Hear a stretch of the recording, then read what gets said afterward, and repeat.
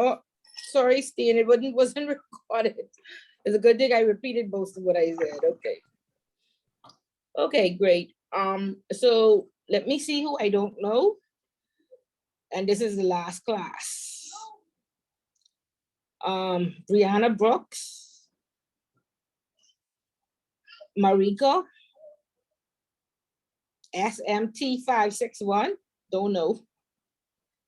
Okay, so as Marika, Brianna Brooks, and whoever this SM, please rename yourself so we can have your full name, first and last name, please.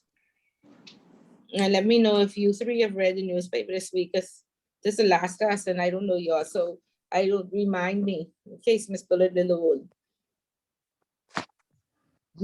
Remind me if you all read the newspaper and shared with the class, please. Hi, Miss Ballard. You know me. I was in your last class, the last class, I think, last year. Intro? Which class you was in last? I just didn't take the exam. This Marika. Okay, well, you don't need 5% name of Marika. Yeah, you still have my points.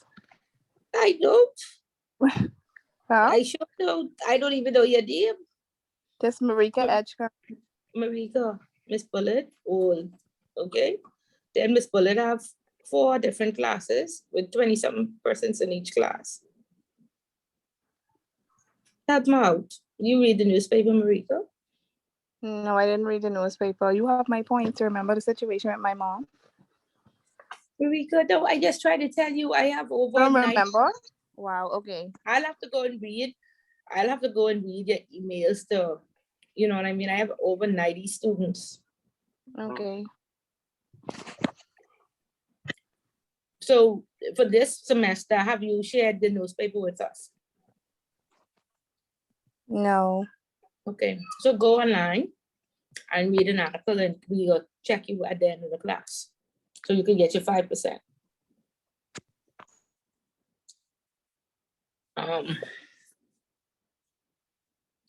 SMT 561, I guess you want to get mark option. Can we have a name, please?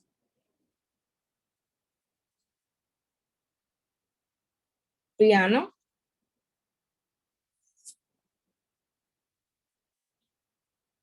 Is Brianna Brooks there? She wrote in the chat. She said that she read the newspaper, I think. Okay. She said, let me look in the chat then, 1 second. She said her mic isn't working and she didn't read the newspaper. Okay. Okay, then. I just want to make sure everybody gets their points.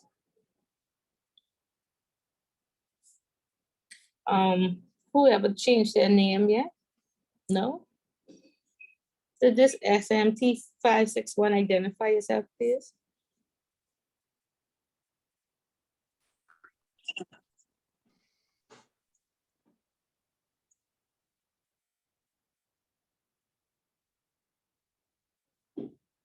No?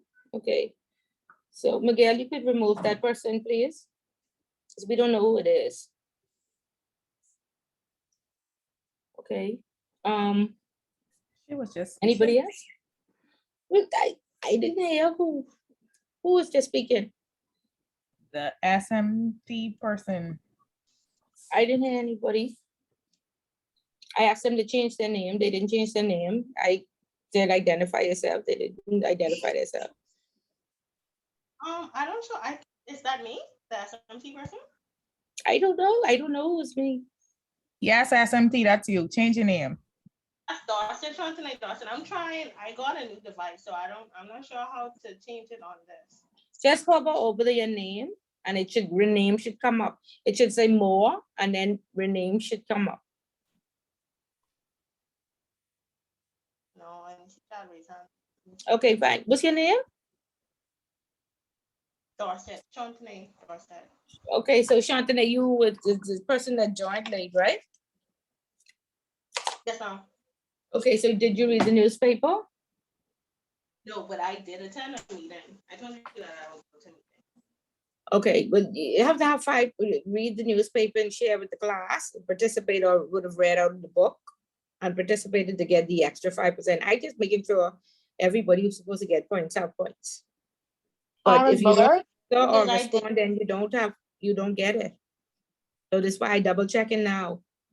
No, but because I was in a discussion last week with you guys in the newspaper, and then But you said, read the 5 newspaper and people you would came and present to the class. did you read the newspaper and come and share it with the class, not just be in a discussion? No, last week we were all discussing what we read in the paper. No. Did you read the newspaper? Yes or no? Last week I did. You did? I don't, but I didn't. I did, but I didn't present. Okay, Because you but said you have this to, week I would present. You had my name on a. no. I said this week you would present with your civic organization. I took 5 persons that I said I will allow them to present, right? Correct. Right, so there's 5% for going to the civic group and there's 5% for participation. A part of participation is either you read from the book or you read the newspaper and you come and share with the class. Did you read the newspaper and come and share with the class? Okay. You're saying, okay, but it's a I yes didn't or this no? week. No? Pardon? No, I said no, mom. I said no, Okay, mom. okay. I said no, mom. Okay, so we are giving you the opportunity to get your 5%. So like Makira, just going online, go online to Tribune242.com. See if you can find an article to share with us, please. Miss Bullard, If you want your 5%, if not, that's fine. I'll just keep you off the Okay. list. I'll go online. Yeah. Brianna, can you do the same thing? I don't know how you would share with the class if your mic doesn't work. Jamal, you had your hand raised. You want to ask a question? No, I just wanted to, because I attended a Toastmasters and I wanted to share. Okay, so we have 5 persons sharing. Jamal, is your name on the list for this week? Are No, you in ma'am. the 5? No. No, ma'am. Okay, yes, so it's too late. All right, then, no problem. Okay. Okay, so I have Leosha, Renita, yeah, Donna, Margaret, Clavia, and Shantane is how you pronounce it? Yes, Yeah, I'm and showing then I think Andrea asked also, yeah. Yeah. And you, I don't know, I didn't hear you call my name. Dominique, I have you on my list. Oh, You that sure? is, I saying Donna, but that's Dominique. Okay, go ahead, Dominique. Thank you. Mhm. Oh, you want me to start now? Yeah, you could go ahead. Mhm. Oh, okay. So I attended a Kiwanis Club meeting last week, Wednesday. The speaker was Mayor Ken Kelly. And he is actually one of the older members in the club. And he spoke about what it was during his experience being in the club for all these many years. He's now retired. And he spoke about what being a Kiwanis member is all about and how we should go about our daily lives exuding what the club is all about, so that other members would want to join just by seeing who we are and what we do. Okay, so you said what we do. So you are part of this club already? I am. Okay. And what did he talk about? What would make other people want to join? So basically he was trying to say, like, when you about helping people, you're displaying a positive attitude, you're wearing your pin, and you talk about the club to other persons, in your day-to-day going about, and Okay. letting them know that the club is about helping kids, underprivileged kids and older people in the community. So he was talking about what Kiwanis is all about. And those are the things that we do daily, and that's the things that we should be continuing to do. And when people see what you're doing, like helping people in the community that would make them want to join the club. Okay, and so have you been diligent in carrying out these duties, or it's just a meeting where we say what we should do and none of us doing it? No, I am. I'm very So you- active in my club. Are you sharing? Did you invite this class to your club? I You tell us invited about persons, Kawana? You yes, did? Okay, good. Do you wear your pen? I do. Okay, all right then. Very good, Dominic. Very proud of you that you are doing what you ought to do as a good representative of the Kiwanis Club. Thank you. Thank you. Also, Mhm. just want to mention, I just posted something in the group. I got that in my email today for the ACAM's Bahamas chapter. They are having a virtual seminar on the, I think it's either the 12th or the 13th of April. I can post the rest of it. I see that the speakers are going to be Karen Roll, Candy Cash, and I can't remember who the other person is, but I'll post the other part of it in the group if anyone would like to attend. Okay, all right. Thank you so much for sharing. Okay, Margaret, can you hear us yet? I see in the chat you say you cannot. Okay, okay. Yes, Just ma'am. checking. Good evening. I attended the first Breakfast Club of the Bahamas Toastmasters on Saturday. But Margaret, you on our list? You on our Yes, list, Margaret? Yes, Oh, yeah, ma'am. you on our list. You on our list. Okay, Well, go ahead. like that. I Why? double checked it.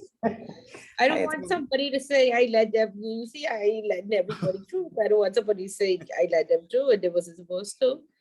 Okay, so it was a Toastmasters meeting, Toastmasters Club, the first Breakfast Club of the Bahamas. Their topic for the day, their theme for that day, was Spring into Action. The person who was presenting, Mr. DT, Distinguished Toastmaster Bannaby. The word for the day was saltation, salt as an SALTATION, which means an abrupt change. They really, so as it relates to what they spoke about in the meeting, they talked about membership orientation. And as it relates to the Spring into Action, they spoke about members going to different schools. I think you would call them junior high schools here. They go into different junior high schools here to assist with speech competitions. And they're teaching students to communicate with their words as opposed to say fighting. And so they're going to the school this week, Thursday. They asked persons to assist and to attend, whoever wanted to go. And they also were looking for new members and they asked me to join. And I am thinking about it. I haven't made any decisions as yet. And that is about it. Okay, great. Okay, Margaret, thank you so much for sharing. Okay, Jamal, today's your lucky day. Renita can't make it. So you can, since you asked, you can go in her place. And Shalicia, you could go after him. I see, I guess I thought it was Sean Nita instead of Shalicia that I have written down. So that's fine. You could go right after him. Hi, Okay. excuse me, Pollard. Hi. I've been trying to get your attention for a while. I'm asking, is this because of the attendance, this is for the 5%, correct? What is for the fact that what did Margaret just spoke on? Like how we attended the class and we're sharing what we experienced in the class. The session or the meeting. Did you read the newspaper and share with us? No, I didn't. I attended one of the Rotary Club meetings. Is that for the 5% or? Okay, just- that wait. if let's go back to the instruction sheet. If you read the instruction sheet, it says what the 5% is for. It's 10% in total for participation. 5% if you read the newspaper, participate in class, and come and share with us what you read in the newspaper. Another 5% if you went to a civic organization. Okay, so last week, from the first week, I kept saying, please, not everybody wait till the last class. In one class, I had 10 persons sharing, so we kept it. So we have 6 persons sharing already tonight, trying to get their 5%. If your But name is not, you said that I could share this class though. so, okay, so then I have a sure somebody, but Shalisa is telling me it's her that's supposed to share. That's what I was just You should have a reading in the Shantane. chat. Sorry? You should have a Shantane. Okay. I have a with the W, but Yeah. after I got in a Shalisa,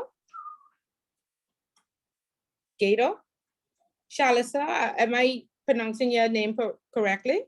Shalicia.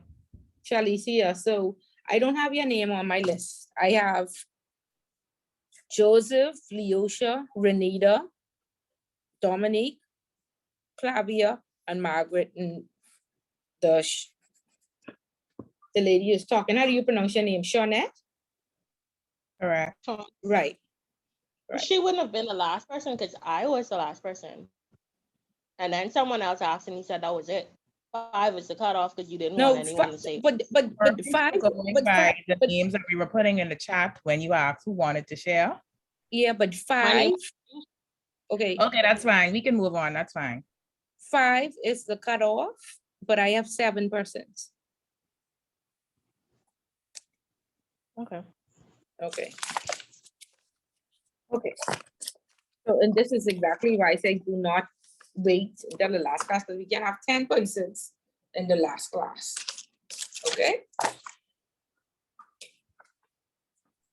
so, I was supposed to share. okay, that's fine. You could share. That's fine. You could share. Go ahead.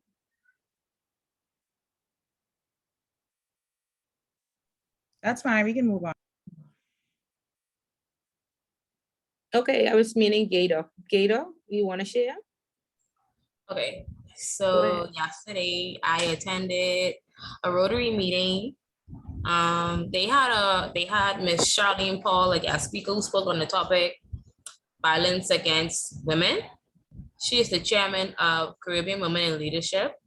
So like during her presentation, she gave an overview of their mandate, which explained their values and framework. Their slogan is basically speak up for those who cannot speak for themselves. She continued on with gender-based violence, also a way in which we could stop domestic violence, that we must be a part of the solution, and how children who witness any type of violence may be traumatized. She also discussed the murder rate in the Bahamas, in which is higher than average, and we are ranked 11 in the world. She shared that we must empower the scared, the silent, and the abused, and we must be our sisters' keepers and have a sense of compassion. Okay, and so what did you think about that? Was again, are these cliches or, empower the scared and all of that? Can we truly do this? Did they say how or just? We just have to be that listening ear, although it may feel awkward, because sometimes you don't want to get too in depth with persons in a situation like that because they may feel away. So you don't want to come off as being what's the word? You don't want to come off as being so aggressive with it because you want to help them get help, but they also help themselves. But you still have to show a sense of compassion along with that too. Right, agreed. But what I realized, these days a lot of people they don't want to be bothered, or they don't care, or they just don't like drama. But we must remember that the Bible talks about good counsel in 5 areas. And way back in high school, I did perhaps my BGCSE project on probation, where a gentleman told me that, he was in a fight and he ran home and he was able to save himself from the fight. And he went home that night. He called a friend and he got a gun. And he had planned to kill the person the next day. And he went home and, was, I guess, planting the gun in the backyard. And his uncle stopped him and said, "What are you doing?" And he was like, "These boys beat me up at school and I have to kill them before they kill me." And his uncle prayed with him and say, no, you don't have to do this or what have you. And his uncle called the police and had him arrested just to make sure, because he wasn't sure that if he was going to go to school the next day and killed. So he got arrested for, gun possession and the bullets and whatever. But his uncle said he'd rather him be in Fox Hill than dead, and he told me that story, and I did my project all on that because he had that good counsel and he had prayed with him. And, some people might say, oh, well, that ain't none of my business, or yeah, you need to kill them for true, and sometimes young people just need to be led in the right direction. So I hope, we are not so bothered, and we do have that compassion that Gator talks about to help somebody who actually need it. Okay, very good, Gator. Are you interested in joining the group or not really? I'm actually looking for a group now to join. I was in Key Club in school, so I wanted to continue on doing it, seeing that I'm out of school now. Yeah. Okay. Well, good luck, and I do hope you're successful in becoming a member. Okay, very good. Andrea? Good evening, everyone. On Monday of this week, I attended a virtual weekly meeting of the Kiwanis Club of Nassau AM. The meeting focused on the task of the various subcommittees. One that stood out to me was the recognition of those students in the various K-Kids program, and those kids who were nominated for the Bahamas Primary Student of the Year competition. This was, for me, this highlighted the commitment of Kiwanis of building leaders. There was also, I should say, recognition, not recognition, but highlighting the assistance program offered to existing members, which I felt, it showed a real sense of networking. This month, April, is Autism Awareness Month, and so the guest speaker spoke on autism, as she had 2 kids who were autistic, and she spoke of the challenges she faced during the pandemic, and if it wasn't for networking, she would not have been able to be the odds. And so I realized how important these civic organizations are in terms of networking. Yes, Anita, nobody's at the fish fry. Nobody's at the dog hanging out in corporate dramas. I mean, the movers and shakers, this where they spend their evenings, And so, like I said, even if you don't like it, if you are on that corporate ladder, you need to know the right people. And like I said, you're already in the class, you are qualifying yourself. And so people just go with who they know. That's just like human nature. So build your network, and not for your own personal use, to help you. Like I said, the persons that you hang out with, make sure it's a business person. I guess you need a farmer and a fisherman now, a doctor, a lawyer, build that network, and y'all get together one weekend out of the 4 and just brainstorm how to make a difference in the country, in your community, how to, what's the best business move? How can we be like the Chinese and live off of 20 and save 80 1 week, stuff like that. Okay, so very good, Andrea. Okay, Leosha. Yes, can you hear me? Yes, go ahead. Good evening. I attended the Securities Commission DARE update. Oh, excellent. DARE stands for the Digital Assets and Registered Exchange Act 2020. The digital asset sector is a growing subsector of financial services that comprises of digital assets, digital asset businesses, and digital asset service and other related services. As of March 24th, 2022, the global crypto market cap was 2.1 trillion. The cryptocurrency market cap leaders are Bitco at 64%, Ethereum at 10%, Tether at 2%. Why regulate the digital asset sector? 3 reasons: speed of transaction processing, investor protection issues, and cybersecurity. Want me to go on? Okay, okay. And so did you meet anybody or was it on Zoom and y'all didn't have the opportunity? It was to, on like- Zoom. It was on Zoom. The hostess was Michelle Martinberg. I don't know if Okay. you're familiar with her. No, I know the name. Yeah, she was my lecturer at COB back in 2000. Okay, so you So I found it, knew- yeah, it was very informative. okay. And you are following the FinTech Hub. Pardon me? Are you following the FinTech Hub at the Securities Commission? Yes. Yes, okay, good, very good. Can I also do my newspaper? Yes, go ahead. Okay, it will be the article today, the 450 million to make Nassau a truly sustainable city. So the IDB is saying over 20 years, the 450 million. By 2045, the population is anticipated to grow by 100,000.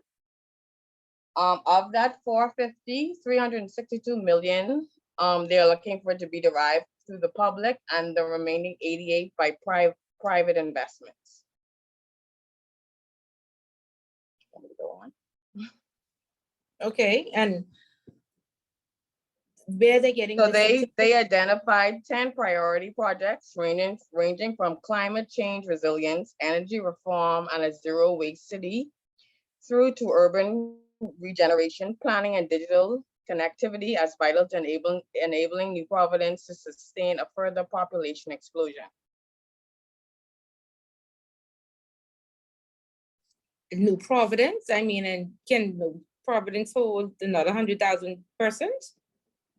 Can, but not New Providence in itself, the Bahamas as a whole. Correction. Okay, so what'll make it attractive to like go to Andros, what, farmland or? Farmland, yeah. Or, okay, what will make it attractive to go to Inagua or make one of them, or Acklins?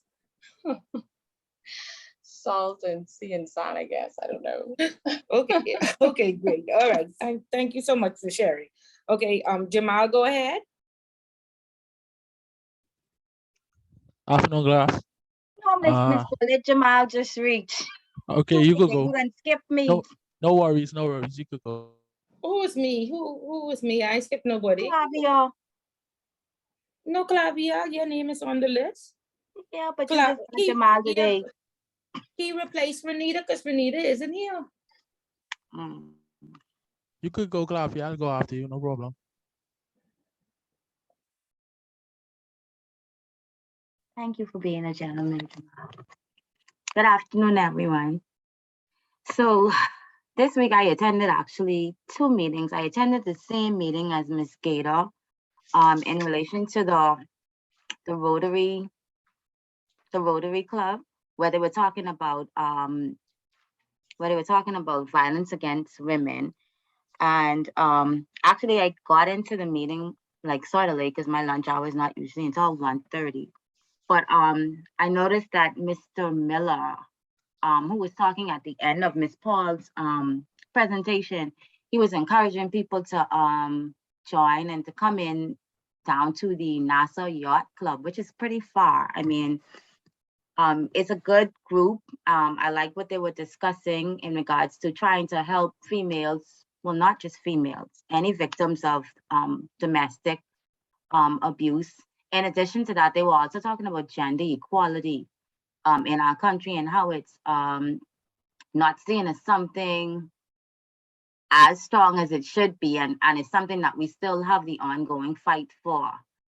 I just found it ironic that their topic was violence against women, because I was able to join my aunt in on the Zonta meetings, which, you know, Zonta, their main focus is on the violence and domestic violence against kids and women especially.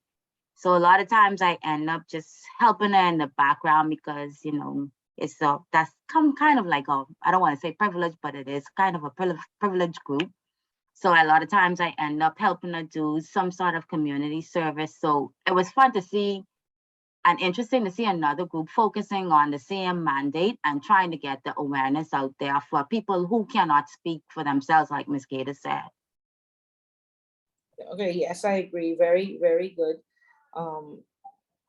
I also have my newspaper article. Okay, okay, which go I'm ahead. saving, which is actually geared towards my current profession.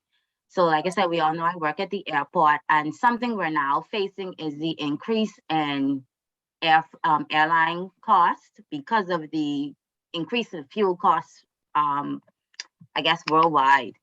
I know I saw an article in the paper today where Miss Tracy Cooper was talking and discussing why the airline actually has to increase the cost for and pass it down to the consumer, saying that they were spending almost from 90,000 to 100,000 now in additional fuel costs per week. And in order for them to continue to do the amount of flights that they would do, to give the customers exactly what they would need, this is the only way that it would actually happen. So they're expecting that the increase would take an effect somewhere at the end of April. I'm not sure, that may not wait that long, but because I've seen costs actually go up. I don't know, maybe just because it's Easter weekend, but that's something that I read in the paper today, and I just thought I should share with you guys. So if anyone's traveling, they can be aware to expect those fees to probably continue to increase if the fuel cost does do the same. Say that again for me, please. We could expect the fuel cost to increase because I know that ticket prices to increase because of the fuel cost. If the fuel cost, like right now, everybody's over a bit over almost $6 and $6.50 and $6.29, and I think somebody's like almost $6.50. If the cost still continues to rise, then the airlines have no other choice but to, do the same. Okay, so Bahamas Air, like the rest of the government, did not buy futures. Only Shell bought futures then. So only Shell could remain at $5.50 then. Bahamas No, they Air, ain't $5.50, no $52 no more. They up to $6. but they bought futures, and that I guess they only bought a certain amount because they were able, whilst ASO was at $6.19 and was it Rubus at $6.33, they were at $5.52 for at least a week. Or what I understood was they still had reserves of the same original cost before they were able to before they made another purchase, and at that the next purchase that they made was at an increased cost, and hence the cost going up.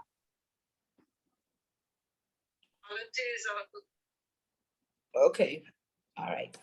Okay, all right. Sorry, somebody is saying something? No? I think it's Leosha. Leosha, you saying something? Oh, no, ma'am. No, okay, yeah. So but the government is always also put in the papers that they have to,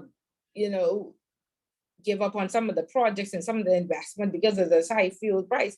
And I was like, the government of the Bahamas didn't buy any futures.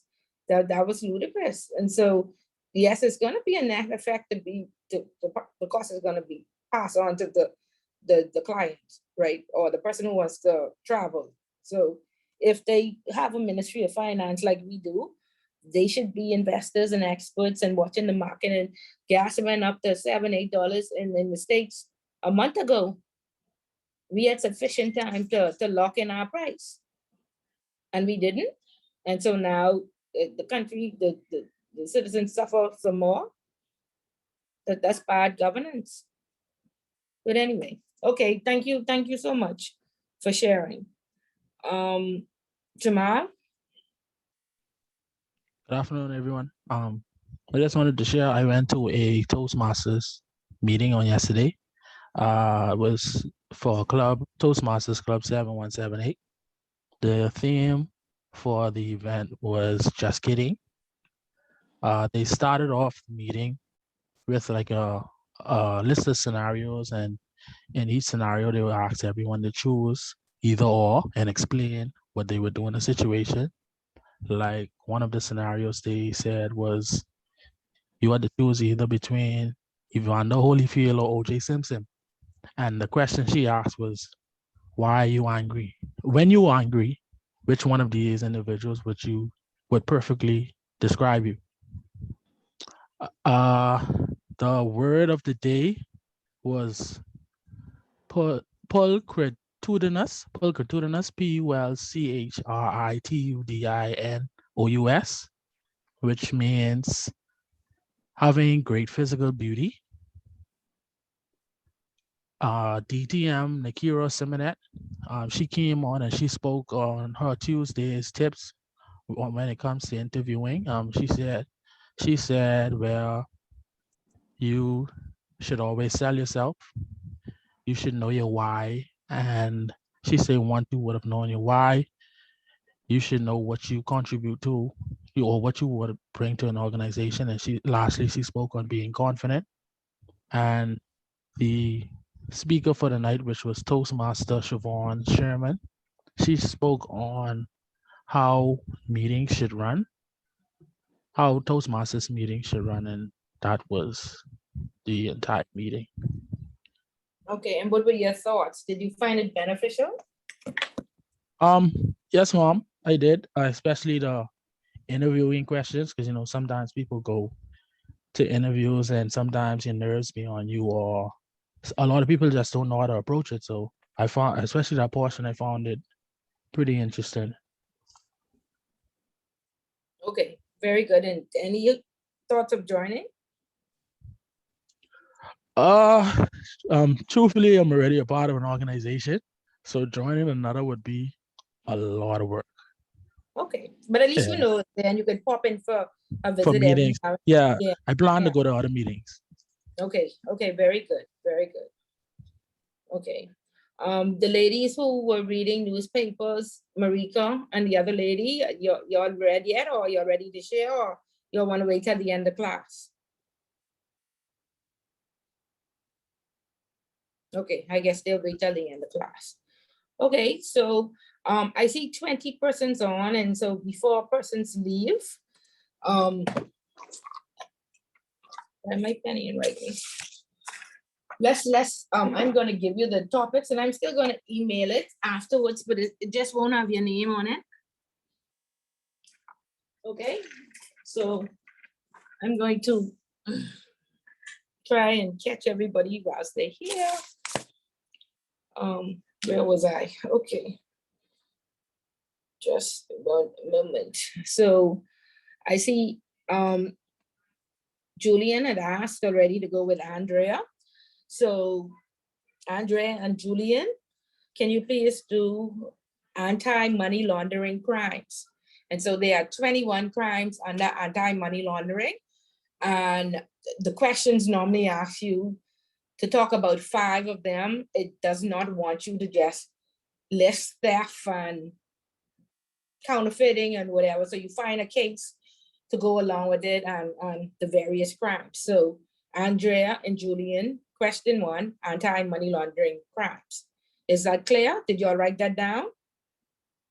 Yes. Okay. Let me see, this isn't loading.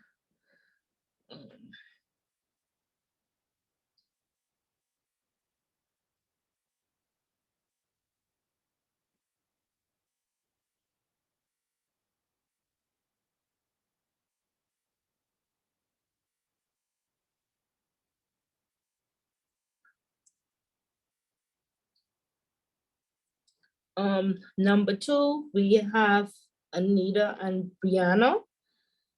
Is the fines for tipping off and failing to disclose. Now, this is in most of the questions, the 7 essay questions, but there are some 15 multiple choice questions. So this question is not an essay question, but we need to know the correct fine, and we want to make sure it's a 2018 fine For some reason, these questions are always on the exam and persons get one wrong and one right, just they guessing it. So please come with the correct fine for tipping off, correct fine for failing to disclose. Okay? Is that clear, Anita and Brianna? Yes, ma'am. Okay. Number 3, domestic terrorism. We have Clavia and Dominique. Again, we want 10 points on domestic terrorism. And of course, you need some cases that you could put into your essays. Doniqua and Kendra. The IMF disaster recovery plan, it requires research. We discussed it when we was in chapter 3, and we talked about what the IMF did put in place for the Bahamas. There was 3 things. Make sure you know what all 3 are in regards to Hurricane Dorian. Okay, this is clear. If you understand or ask any question you may have. No, okay, Jamal and Kendra. Sorry, Ms. Bullitt, can you repeat the question, please? The IMF disaster recovery for Hurricane Dorian.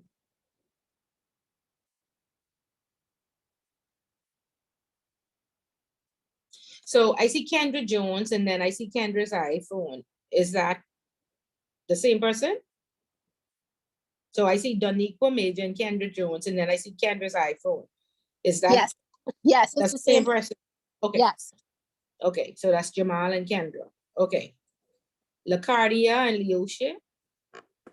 Okay, hold 1 second, Ms. Bullitt. You're pairing me with Doniqua or Jamal. Oh, okay, I see. Okay, yeah, okay. So Doniqua and Kendra. Let's go with Jamal and LaCardia.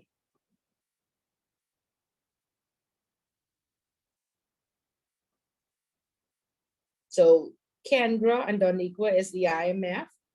Jamal and LaCardia is the FATF, Bahamas Deficient Recommendations. And so, of course, we can look at the CFATF Mutual Evaluation Report, look at the key findings. And there we were deficient in 22 of the 40 recommendations.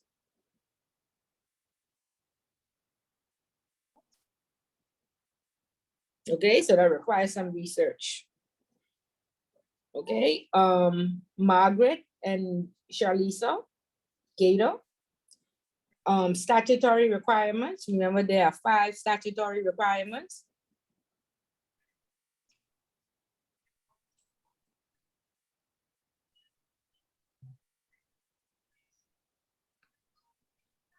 Shawnette and Chantanay. Risk framework. Oh, fuck.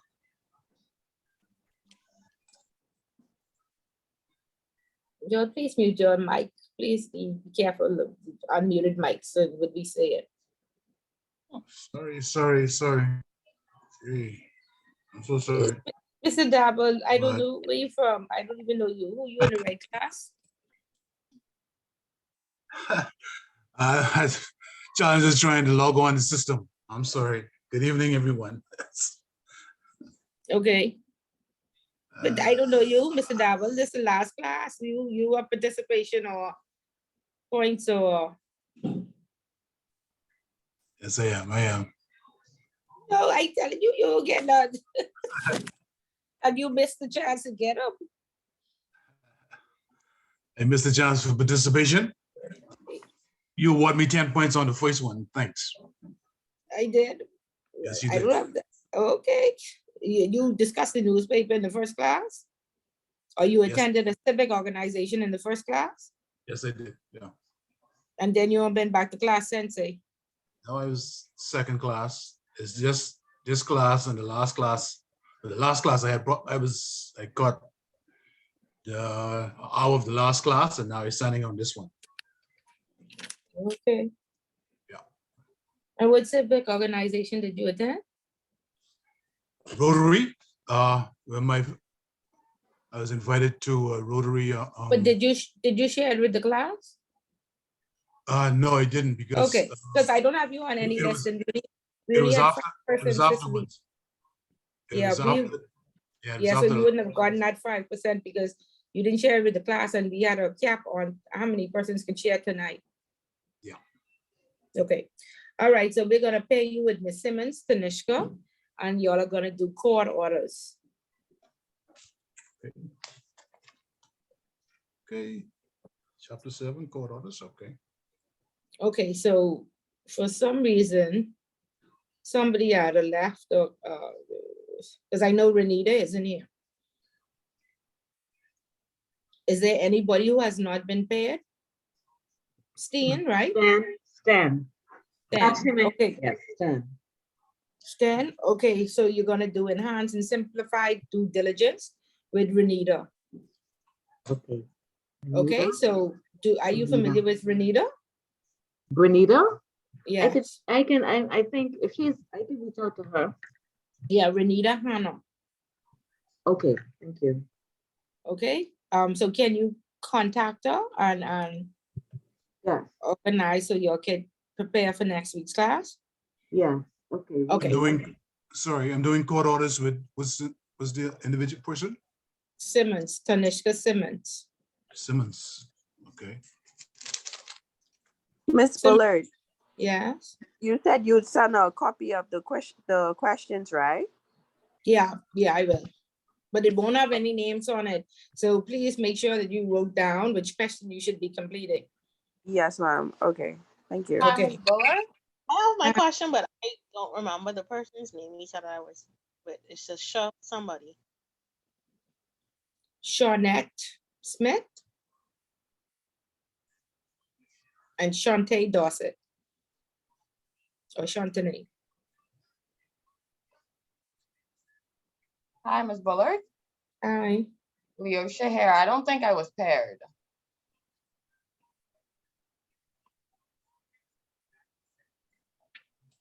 I wasn't paired either, Miss Ballard. Who is that? It's Marika. Okay, so Marika and Leosha will do red flags for organized crime. And there's a page at the back of the book that talks about different red flag indicators.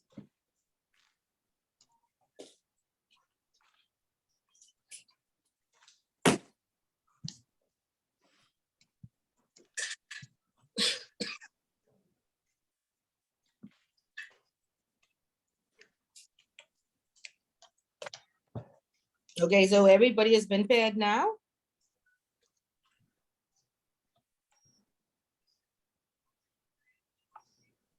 Okay. Okay, so you can expect a review sheet. And like I said, come prepared to the review class next week with your 10 points on each of the question, and just, imagine or think about what types of questions could be asked in terms of organized crime, in terms of the FATF, the IMF, and give us 10 valid points. Now, this is not, your homework was supposed to be 1,000 to 1,200 words. This in the final exam, just a 1-pager. Okay, so we want 10 valid points. We don't want to run on and on and on about an introduction, and the FATF was established in this year and all of that sort. We don't need the history. They want to speak specifically to the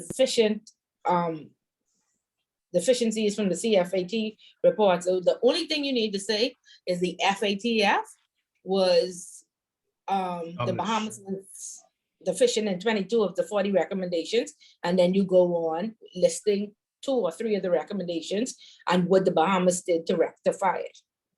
Okay, so the purpose of writing 1,000 words in the homework is because when you get to ICA, there's no final exam. There are 3 essays, 3,500 words each. So just to give you practice.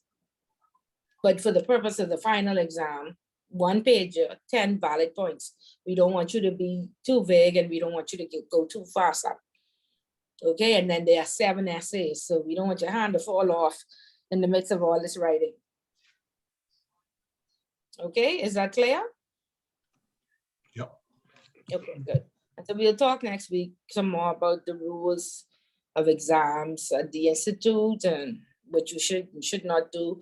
You want to show up to the exam with only your car keys, no cell phones, no, and your mask, yes, no bags. The exam is going to be recorded. We have had lots of persons removed from the exam. If you fail the exam or have to be removed, it's $150 to do a retake. If you're caught cheating, you have to go to counseling and you'll be removed from any other class that you're in. And we've had persons had to be removed and go to counseling or completely be removed from the institute. If your institution is paying for you, they will be advised that you had to be removed. So it's just not worth it. It's a closed book exam. There's no bring the review sheet or this my cheat sheet or all these special things that people come up with.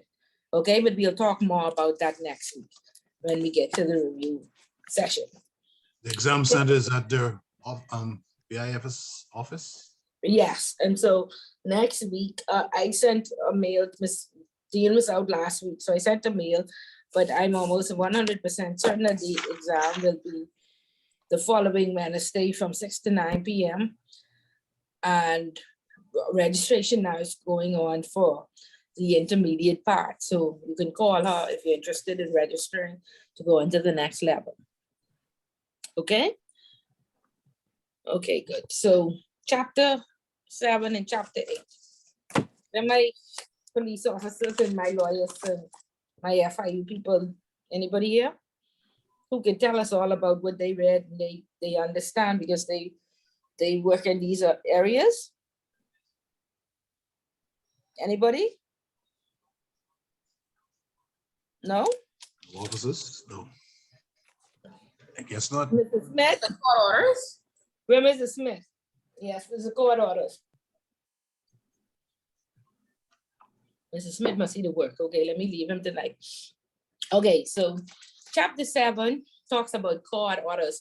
And at one point when we looked at, I think when we looked at the laws, we saw the Proceeds of Crime Act, we saw the FTRA, and we saw the different various names and the instrumentalities and entirely and all these things that we don't know about, right? And that taught us this is why lawyers are very rich, because you need a lawyer just to interpret what the law says. And there are many amendments and all sorts of stuff. And so a lot of times we don't even understand what they mean or what they're saying. Okay, somebody has their hand raised. Go ahead, Mrs. Smith.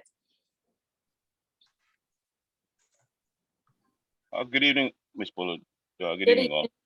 Mhm. Evening. I know that I had recently attended a trade-based money laundering and countering terrorism workshop, and that was held last week at the Customs House headquarters. In regards to the topic tonight, that particular workshop held some very important and interesting aspects as it relates to how we as a country deal with the issues arising in Chapter 7. But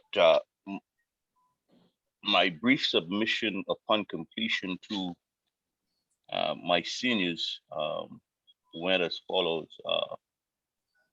The workshop sponsored by the United Nations Office of Drugs and Crime for the Central American and Caribbean countries was aimed at strengthening the capacity of police officers, defense force, customs, revenue officers, and the FIU analysts, along with investigators and prosecutors, to identify and investigate trade-based money laundering. Some 24 candidates from the various agencies attended. The presenters were all noted leaders in their respective fields, and they gave us professional and in-depth views on new legislations for various jurisdictions, including the Bahamas, policies and procedures of governments and government's institutions in an effort to combat trade-based money laundering. They also highlighted new methods and techniques and trends being used by international criminal organizations and terrorist groups. Most of the presentations were preceded by assigning the candidates into various groups, similar to what Mrs. Bullard has done to us, running us through the gauntlet. And based on these practical case assignments,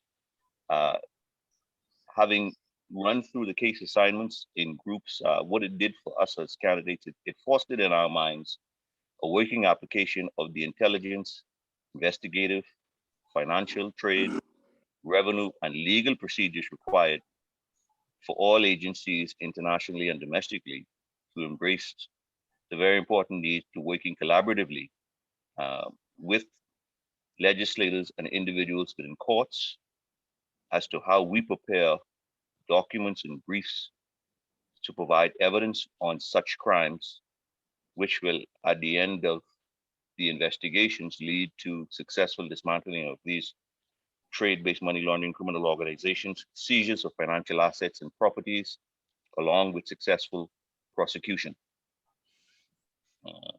Okay, very good, Julian. And so what were one of the tips that they gave you in terms of writing a good report that, you know, don't have any loopholes or there could be a technicality? When you're dealing with, when we speak specifically about highlighting the ownership of companies, sometimes the money launderers, well, modern day money launderers now use those multiple layering aspects, and they embed within fictitious companies and also other companies a lot of their assets to push this money around. And if you're not actually following the money as it relates to each one of those companies to actually get to whom the principal owners are, shareholders, the directors, these would be some of the glitches that you would come up against for the attorneys of many of these organizations whom would automatically see the gaps in your cases, and your prosecution, your case presentation would be poor, and it wouldn't lead to convictions, because in trying to how should I put it, convince judges, magistrates who have oversight of these matters, if the presentation of your documents and the evidence is not correct, then you're finished. Correct. Okay, very good. Because we've seen in the news lately some loopholes. So very good that persons are being trained and very timely, Julian. And so very good, and thank you for sharing that with us. Okay. Julian, question. Let me add this. Did the Attorney General open up a meeting, a workshop today? Yes, I think there was a workshop today regarding. Yes, there was something that was posted, I think, a few days ago, and also something that was posted in the group with respect to this model. And they did have an opening. I wasn't able to attend or even chime in, but you're quite right. Yeah. Okay, so again, look for that newspaper article, because there should be a write-up on what happened at the meeting. Okay. Okay, so let's talk about the court orders. Very, very easy questions. I never liked the court order question, but for some reason, it's about 85% chosen question out of the 10 choices. Persons find it very easy to answer the court order question. And I guess the more we go through the chapter, the more I understand why. But at first, I just didn't like it at all. I said, oh, I would avoid it, but very easy to answer.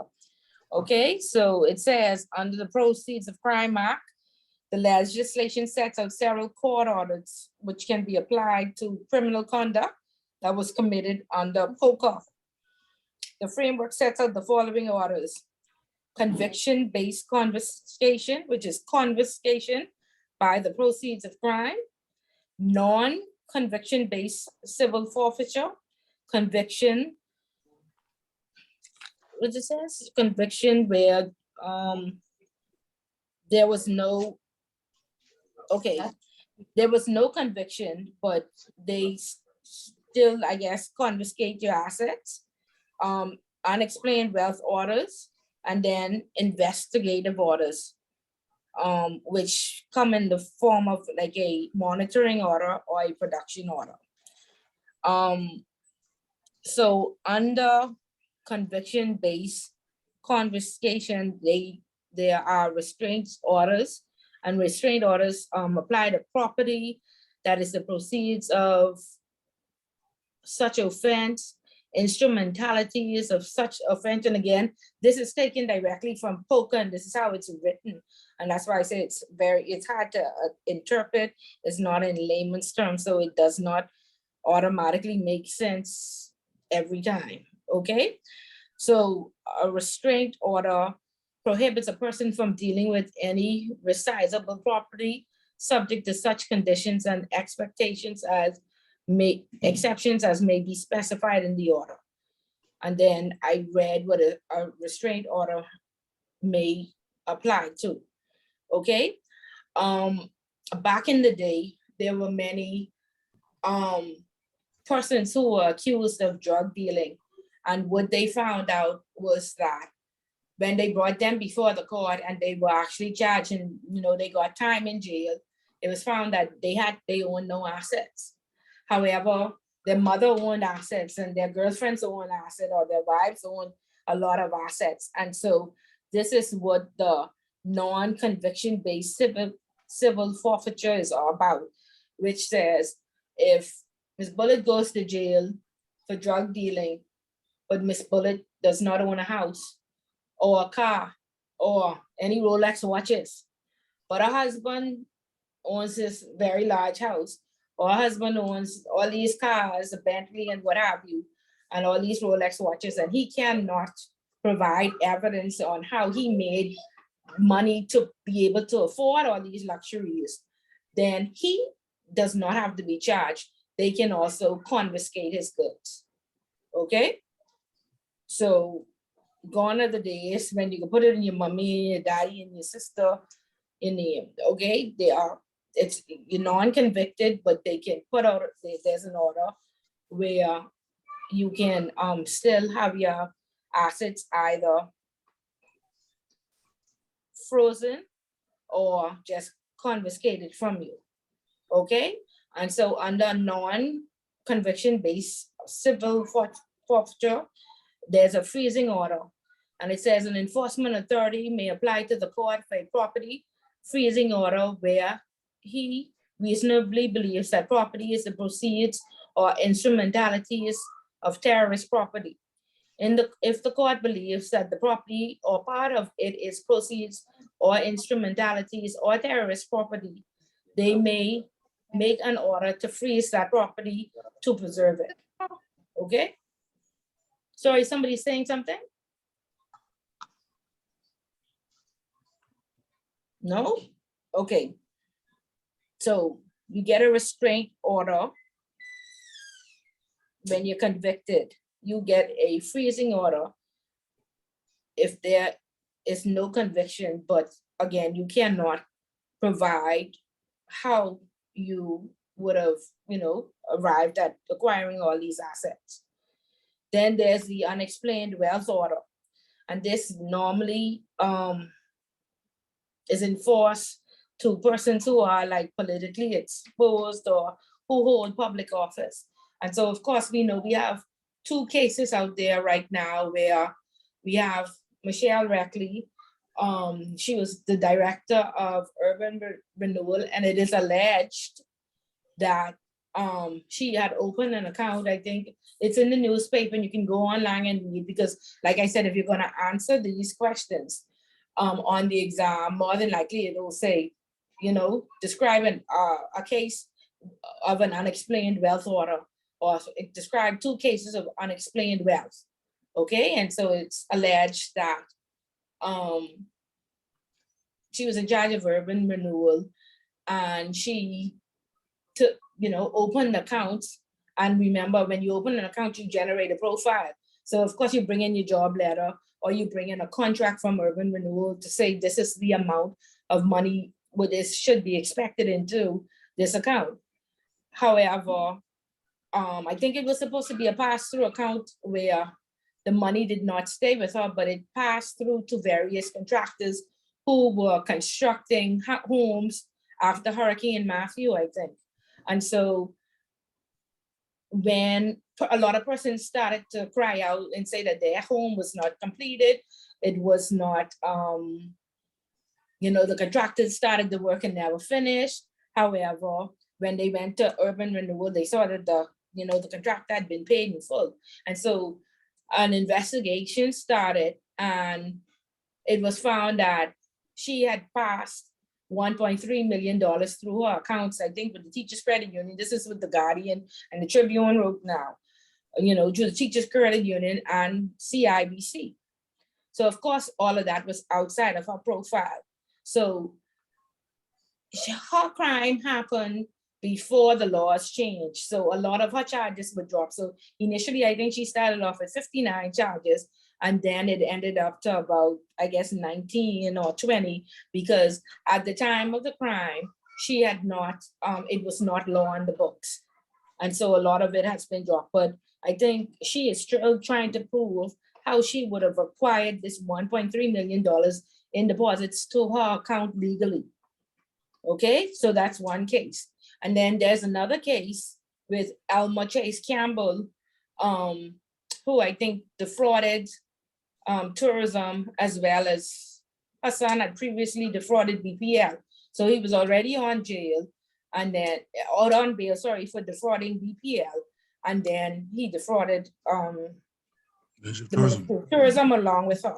And so there's a BMW involved, there's a Learjet, there are a lot of luxuries involved, and they are trying to now prove how did they, does your salary as a chairman of the board of tourism or whatever position you hold pay you that sum of money? Does your son's law firm make that amount of money to be able to afford a Learjet and a BMW? So they are examples of unexplained wealth. Okay. And it says the enforcement authority may apply to the court for an order requiring relevant persons to file declarations and answer questions as required in relations to their assets.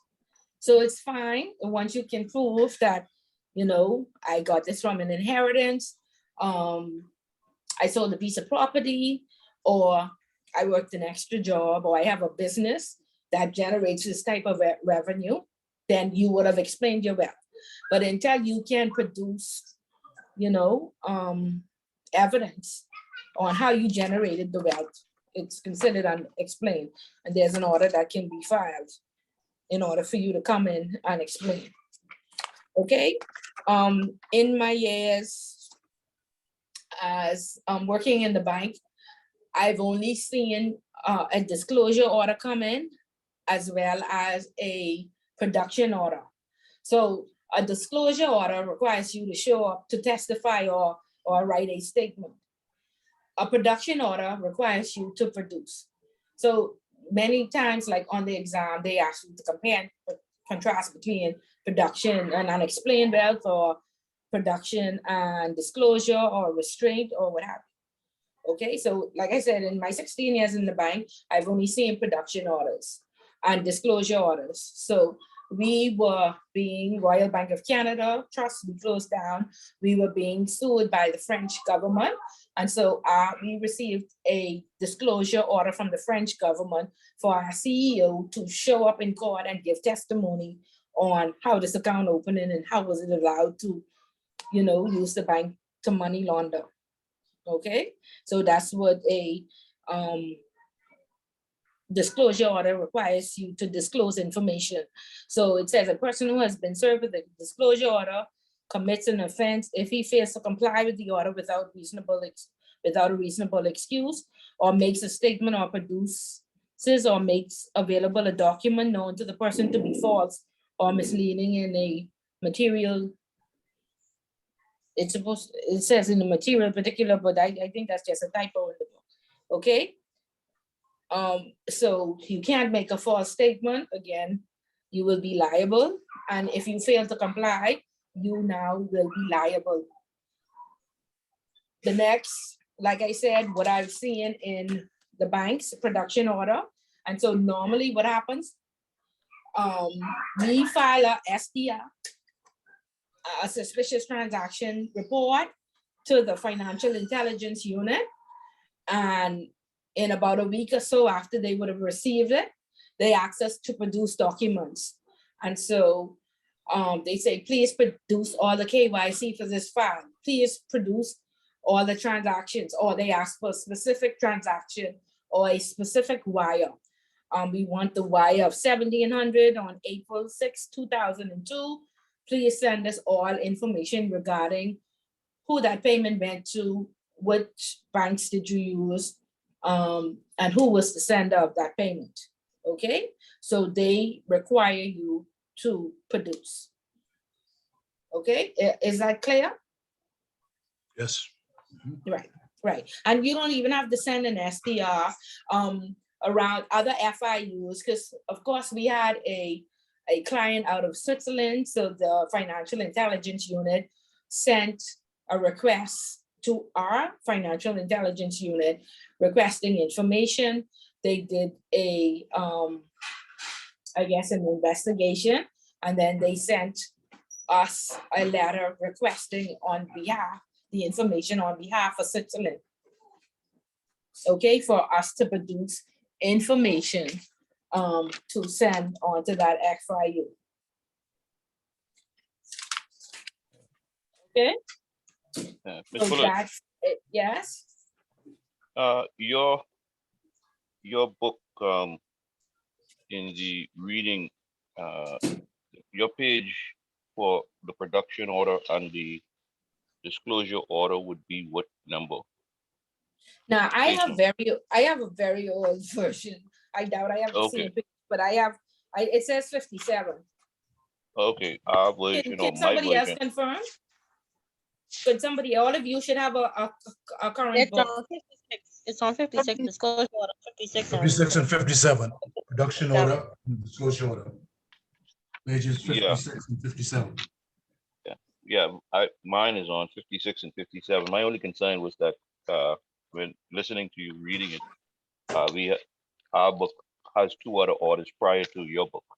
Right, but you should have read all of this in your personal time Yeah, and come and ask. No, I have read it. What I'm saying is that when you moved from the other orders, our book, I thought you were reading in the flow and had the same book as us. So No, when I saw you went straight to production order, I was like, hold on. Yeah, Miss Bullet is read out ahead, Julian. So I Right. am following the book, but if you have questions, I won't cover everything in the book. So, but if you have questions on something specific, then you ask question and we'll have a discussion. So you have a Okay. question on one of the other orders? Yeah, well, now having heard you say that, if you wouldn't read, we have the monitoring order and the investigation order in our flow, right? So Mhm. I'm just wondering if you're gonna cover them. And I'm not, I'm trying to scale down information. So I only want you to, whatever Ms. Bullet says, normally Yeah. it's on the test. So I just want you to Oh, focus, okay. focus on what I talk about and make notes on them. Let me And if mark you those do off this- now then. Sorry? Let me highlight those now then. Yeah. Other than that, if you would have read and you had a question, then, but I don't want to No, fill you up with I'm fine. information that, you just need an overview. You don't need to know every single order. Okay? Thank you. Yeah. So if you are going to understand, answer that question, all you need to say is under POCA, is conviction based, non-conviction based, unexplained, and investigative. And then you go on to speak about unexplained wealth, and you have your cases. Then you go on to speak about production.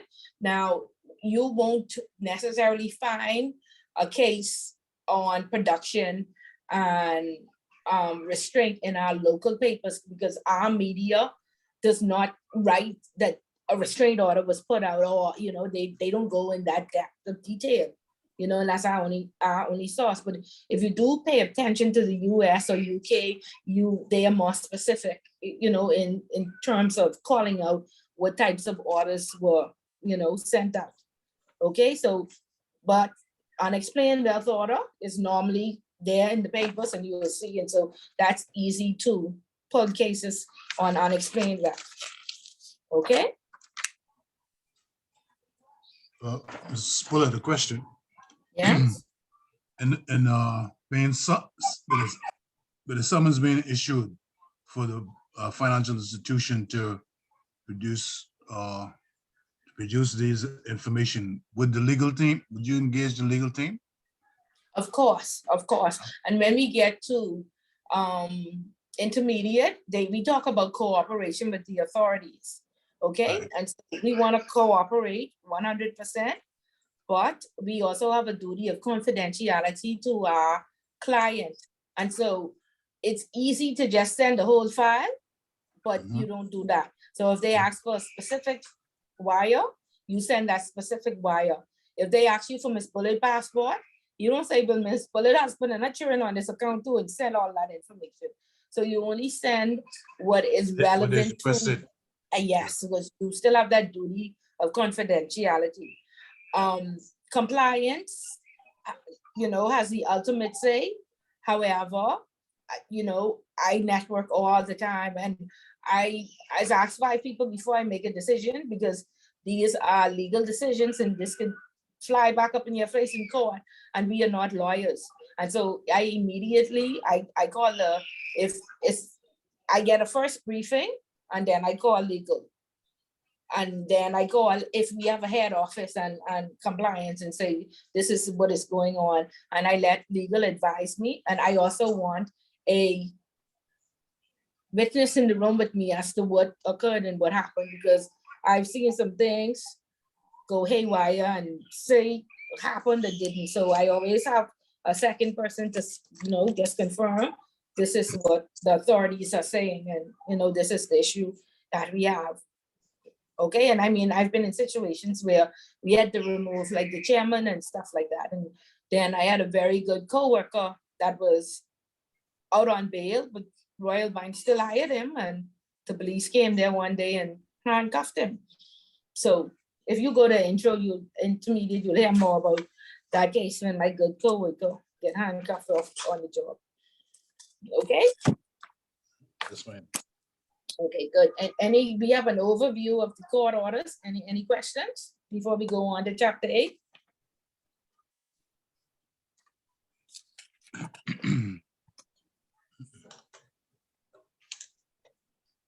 Okay. You sure? Ms. And I guess, Bullitt. yes. Hi, I don't have a question on court order, but I'm just going back just for a half a second on one of the questions that talk about domestic terrorism. Do we, I mean, I don't recall, but do we have a case of domestic terrorism here in the Bahamas? We go back to the first class and listen to the recording, and you will hear all about domestic terrorism. All right, thank you. That's not my question, but I just. Sorry? I said it's not my question, but I was just thinking about it. All right, Yeah, thank you. Remember, but were you in that first class? I was. Okay, and remember we talked about the shooting in Jerome Avenue, the shooting at the Fox Hill Park, and the shooting at Montel Heights. But our terrorism is related to our gang. Right, but when you talk about domestic terrorism, I just say I mean, we could talk about it later, because we'll talk about it later. Remember we talked about America in 2019. There were more than 365 acts of domestic terrorism. Yeah, and the US, yes, clearly. Yeah, so when the exam talks about domestic, you could use it'll say US and Bahamas. I see. It just, Okay. you know, homegrown terrorism, not from the Middle East or ISIS or one of them.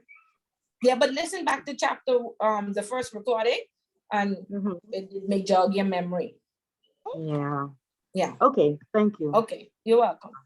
So Ms. Bullard, you're saying for the court orders, let's say if we get one of those, if we get that question on the exam, we should at least beforehand know some case related to each court order?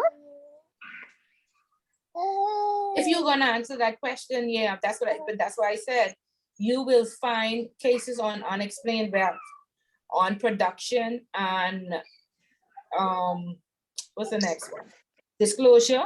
You perhaps need to go US, UK, or Canada, and you'll find, because remember I said our media does not do a good job of saying a production order was issued. Okay. Okay, thank you, Ms. Bullard. Okay. You're welcome.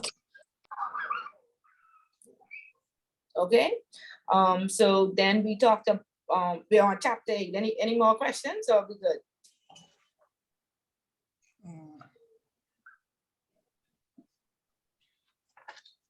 I think we're good. We can move on. Okay, good.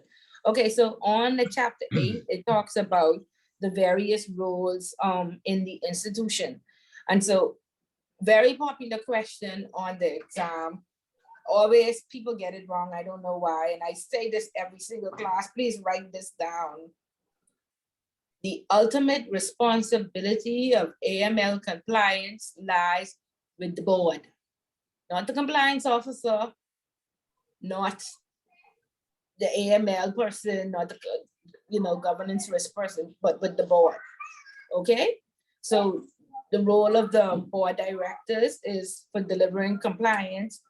No, it says the primary responsibility for delivering compliance rests with the board and senior management.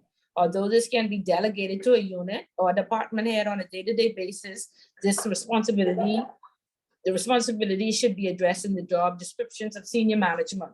And so what happens is the board only comes in every quarter, so that's 4 times a year. So senior management acts on behalf of the board. So the board delegates its authority to senior management. So the head of finance will deal with finance, compliance will deal with compliance, risk would deal, all of them are representing the board. And so what they do is when board meetings are held, the compliance officer stands up and says, this how many production orders we received. This is what happened in the news, and these are the publications. These are the laws that have been updated. These are how many high-risk customers we have.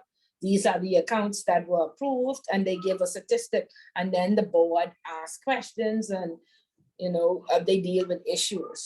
Okay, so the responsibility lies with the board, but they delegate their authority. Okay. The board is responsible for deciding whether the AML framework is adequate and that it provides the level of comfort required. And again, you have to, once the board signs off on that, this is the AML framework that we decided, this is our risk appetite, this is our risk assessment, this is our risk rating. They send it on to the regulator, and the regulator approves, whether or not it's sufficient or adequate. Okay, if they have any discrepancies, they write a letter to compliance for the board to, amend its or make adjustments wherever necessary. Okay, then it says the role of the compliance department, the role of the AML compliance team, and a lot of persons or institutions, they have a one-man band and they think that that's sufficient to run a department. But it really depends on the number of customers you have and the number of products and services that you offer. And so if you have 800 customers, of course, one person cannot do it. One person cannot do compliance and AML.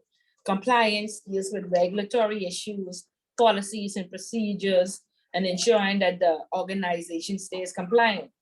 AML deals with opening up accounts, triggers, hits, investigations, okay? So really you should have a team that's split between AML and compliance. When the risk assessment came on board, a lot of institutions did not have a risk manager. So of course, where did that fall? Right in compliance lap as well. So you had persons doing compliance, AML, and risk, wearing too many hats. And so, and in some instances, they had the checker checking the checker, no proper segregations of duties. So you have to ensure that you have 3 senior persons in compliance, a senior person in AML, a senior person in risk. And now there's governance as well. Okay, they even tried to put the corporate secretary, and if you have a legal background, they'll make you the lawyer too. Okay, that's not proper oversight. Okay, and this is why the function is regulated. Excuse me.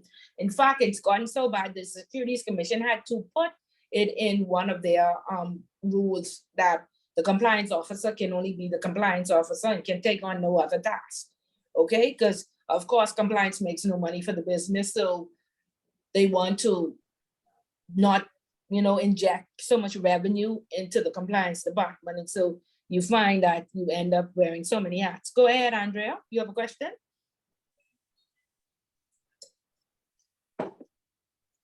No, Andrea? Okay. Okay, so the board looks to the compliance department. Okay, go ahead.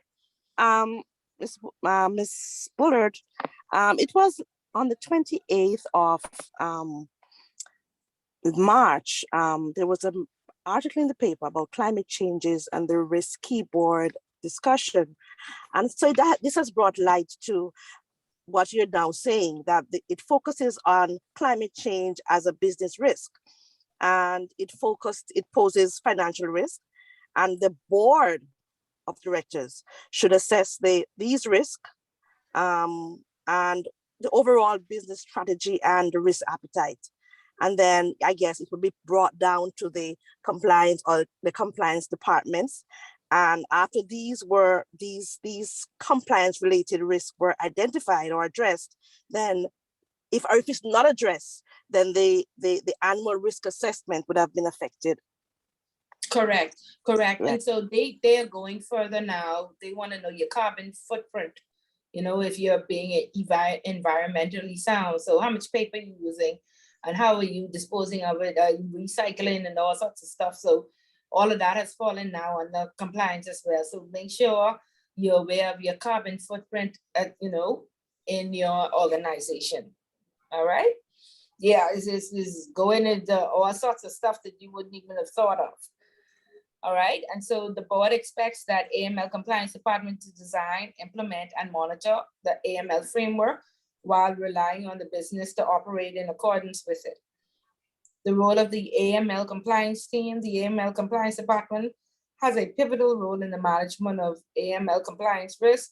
This team is an independent function that identifies, assesses, advises on, monitors, and reports on the institution's compliance risk.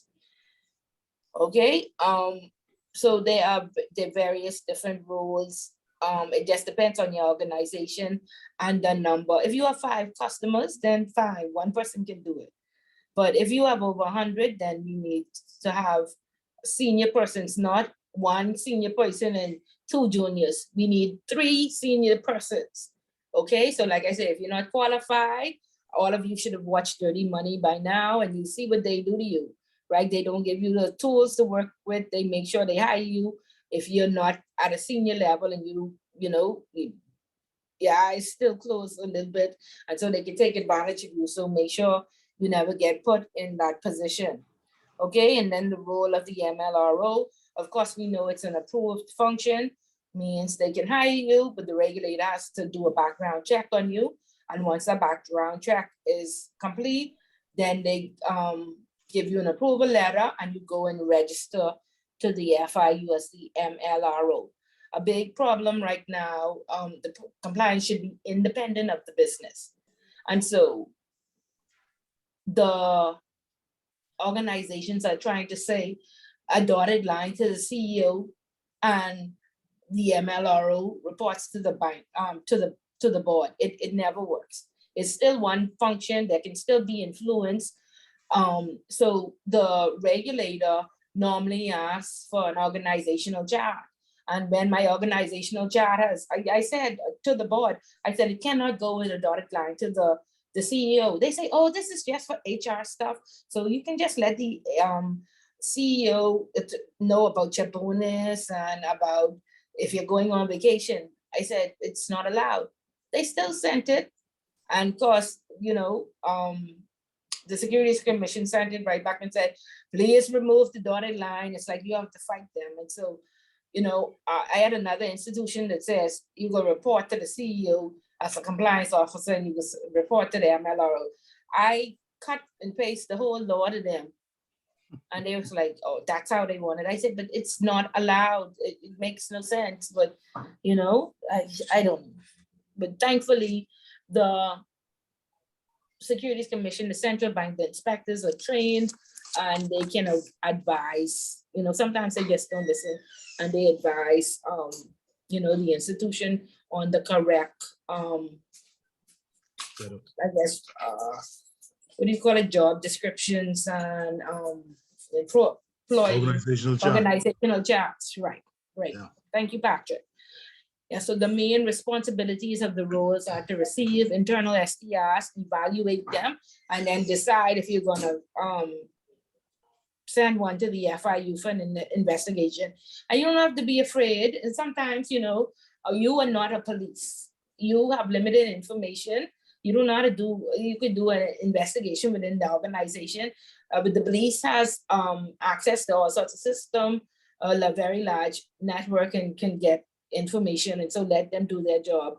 One of the complaints was that we were not filing enough SDRs, but I think that was just a training, you know, we thought only if we were absolutely sure this person was a criminal, you know, we file it. But no, if you just want them to investigate, you want to be on the safe side, you know, you file it. With the FIU, I would have filed over 100 SDRs in my 16-year career.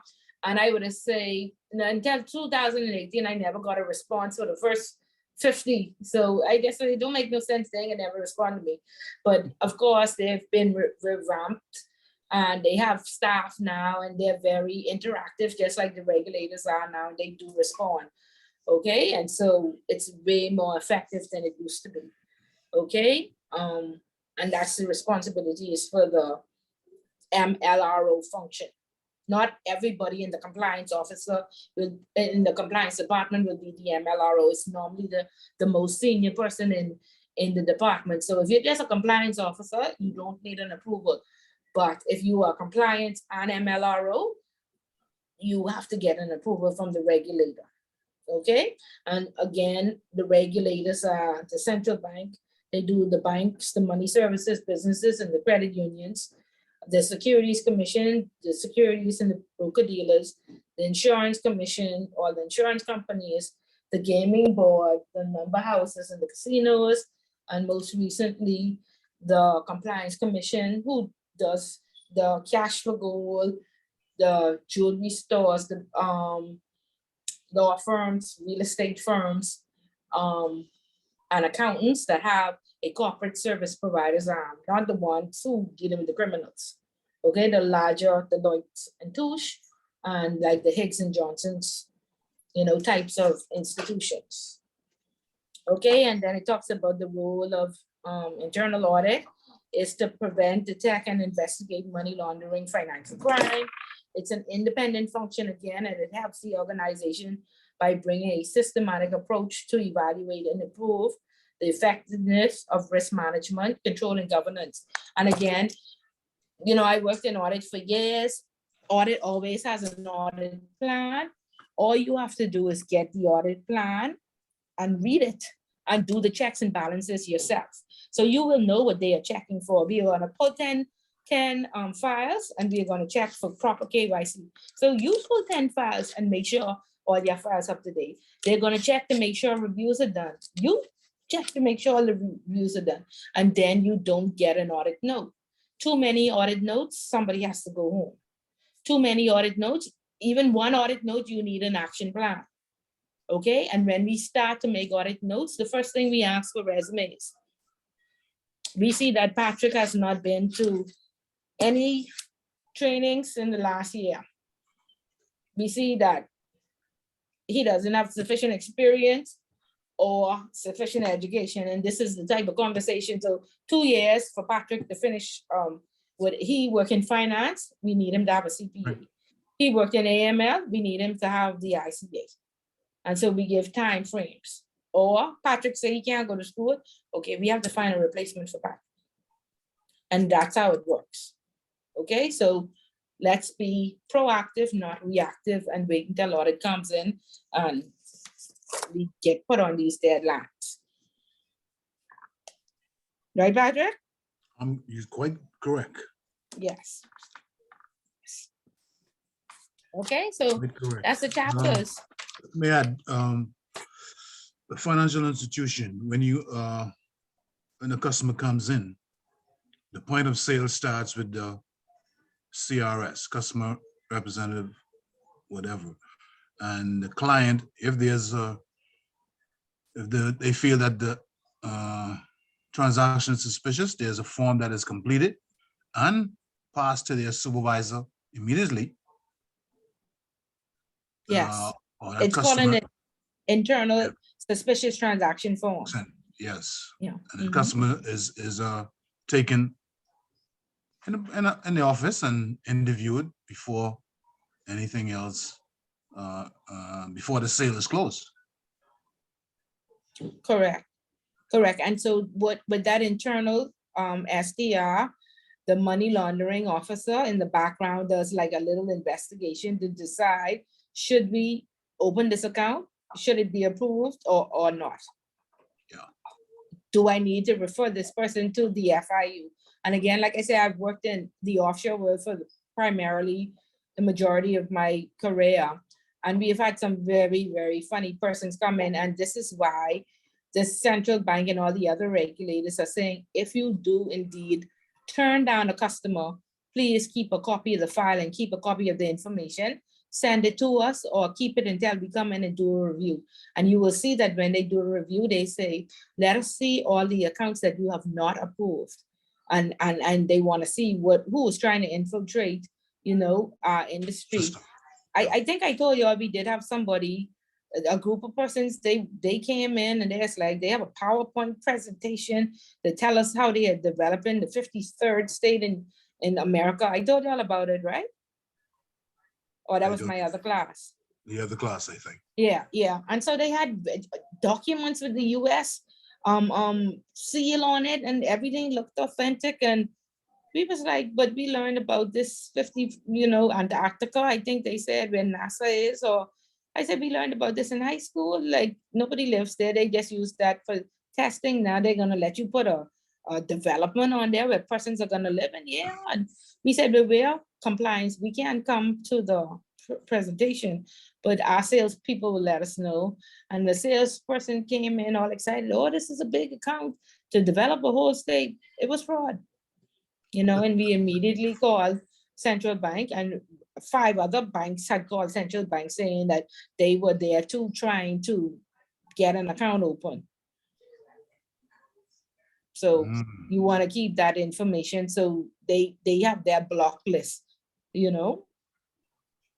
and they share it with each institution that, this is who is trying to infiltrate the system. Do not open these accounts. Okay. Any questions or concerns?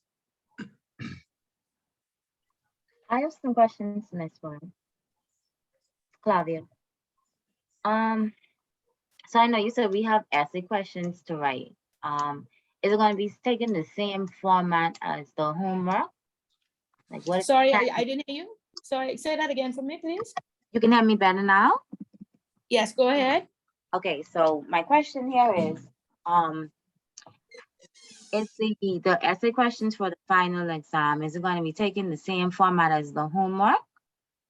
Or yes. So those 4 or 5 questions that you got for homework, They are previous essay questions, and I'm saying the system just spits out an exam. So you may even see 1 or 2 of them on the exam, and that's why I'm saying you can use them as practice, but they are former exam questions. Okay, so what if we don't remember like the site, like to cite things, like you may not remember because you like trying to finish off the exam, you may not remember where you get the information from at that point. What do we do in that case? Just put according to the Nassau Guardian, according to the Tribune, and Okay. that's it, or the FAT, according to the FAT, yeah. Don't get Okay. into, you know. That was racking my your question. I Yeah. wanted to make sure I was correct with that because Yeah. you know that'll leave you stuck. Yeah, just don't write in the case where I'd be like, but who say this, or is this a fact, or, you know, you have to say alleged or those sorts of stuff. So don't worry so much about the referencing in the exam. That's only when you, in ICA, you don't have to write an exam. You have to write a 3,500 word paper, 3 of them for each section. And so that's where you have to cite all your sources and, you know, everything has to be, but just say according to. Okay, Don't thank just make generalized statements. Yes, you're welcome.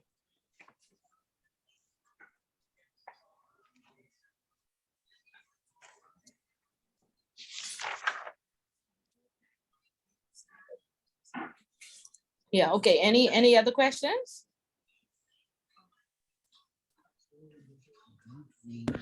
Yes. I know that we have these questions that we're going to be working on this week. And then next week we'll have the review for the final exam. Is the review going to be only on what we cover on the different questions you've given us, or are we going to cover more in depth of what will be for the final exam next week? No, only what is on that review sheet we'll cover. Now, if you have any questions or you can ask, but I sat with the final exam and I pulled out the topics. Sorry, I didn't hear that. You sat with the final exam and did what? Yeah, I pulled out the topics that we would need to review. All those topics came from the exam. Okay, so these are still going to be the topics. Yeah. For the final. Yeah. Okay. But I mean, if you have any other question, you know, that you think of, you could run it past in the review and that's fine. And like I said, the review is only as good as the research that you complete and the information that you come with. So please don't disappoint your classmates. Right, that's what I was just wondering if anything different would show up on the exam than what we have, like the topics. These, that's what I was trying to narrow down. Again, it's a review. I gave you as much information as I could give you. I'm just looking for the topics, not the actual. They are the topics. They are the majority of the topics. Okay. Guys, in essence, let's all focus on the review questions. Word to the wise. Isn't that so, Ms. Bullard? Yep. Okay. If you listen to what I say, if you listen to me, if you go back over the recordings, there's no way you can't be successful. There are no surprises. And again, this is why I say, I want you to listen and then ask questions, because I don't want you to remember what I said. I want you to understand and comprehend. It's 2 different things. Because in these exams, you have to explain yourself. And that's when I mark, I'm looking for comprehension. I'm not looking for you to quote or rehash a body of law or you remember this. No, do you understand? Do you have a relevant case? Can you give me an example? Then you understand. Like I saw a lot of persons in there, they did their terrorism essay. And they said the 3 things that terrorists do, they extort, they do drug dealing, and then they do charities. But when it got to the drug dealing, they telling me Nighty Knowles case. Did Nighty Knowles do drug dealing to go and support terrorist financing to send to ISIS? No. Okay, so was that a relevant case? Did that prove to me that you understood terrorism? No, that case not connected to terrorism. Oh, there you go. I guess So maybe that, they were trying to just give an example of a drug case. yeah, but that why? The I don't topic know. was terrorism. They probably didn't, they probably missed the link. Right, and so that's what I'm saying. So then you get no points because you clearly don't understand the topic. Tell me how terrorists finance their objectives through drug dealing. 90 knows back in 1988 do this drug deal. No, he didn't for terrorism. There's no proof, no link, no nothing. I mean, unless you link it to the gang, that was our problem why we having terrorism, and can knowledgeably say through gang association or affiliation or something to that, the finance gang members, you know. But just don't tell me a They drug probably case. wanted. They probably want you to put a. They probably want you to put a spin on it to say that he was funded domestic terrorism. Yeah, but if you say that, then that would actually make sense. But I say, where's the proof? According to who tell you that? But they didn't say that. They just quote a drug trafficking case. And they quote a recent one. Somebody quote 90, somebody quote a recent one. It's like, how you link this to terrorism? If you say domestic and gang, then I say, okay, let me give you some points because you at least thinking.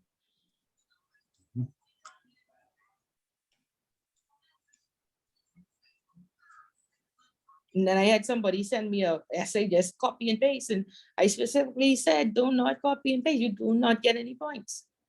And if you waited to do the last essay, you don't have the opportunity to redo.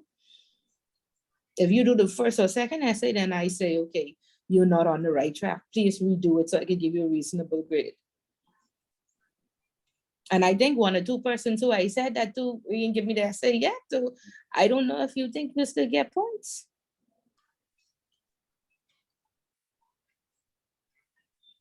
Okay, so please, I say, please don't wait to the end, don't miss the opportunity. Very easy to get points in this class. But almost everybody wait to the last opportunity. I know it's hectic and I know it's rough. But if you're gonna get a bonus, you can't, everybody get the bonus the last class. Okay? Anyways, next week, hopefully, we have a good, provocative, lively discussion. Persons will do their research and come with good information. So when you leave, your studying, it should be limited. Your research should be limited. And you can just go with your review paper and you should be okay with the exam. That's what my hopes are. But like I say, it's what we put into it is what we will get out of it.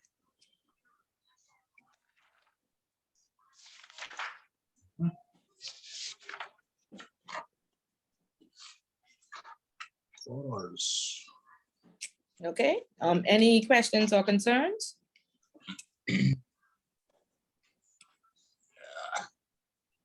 Okay, so sleep on it. Please come full of questions and concerns next week.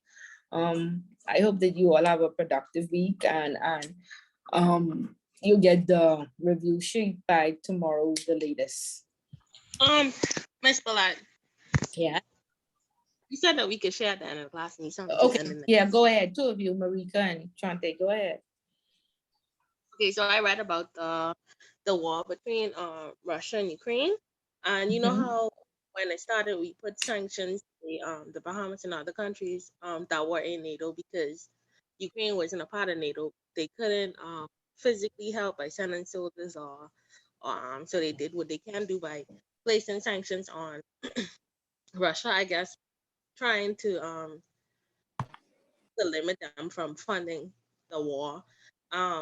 So I mean, as far as I understood from the article, it seemed like they're losing the war, but not on the economic side, because I guess when Russia realized that they had the sanctions were being imposed, they like kind of buckled down.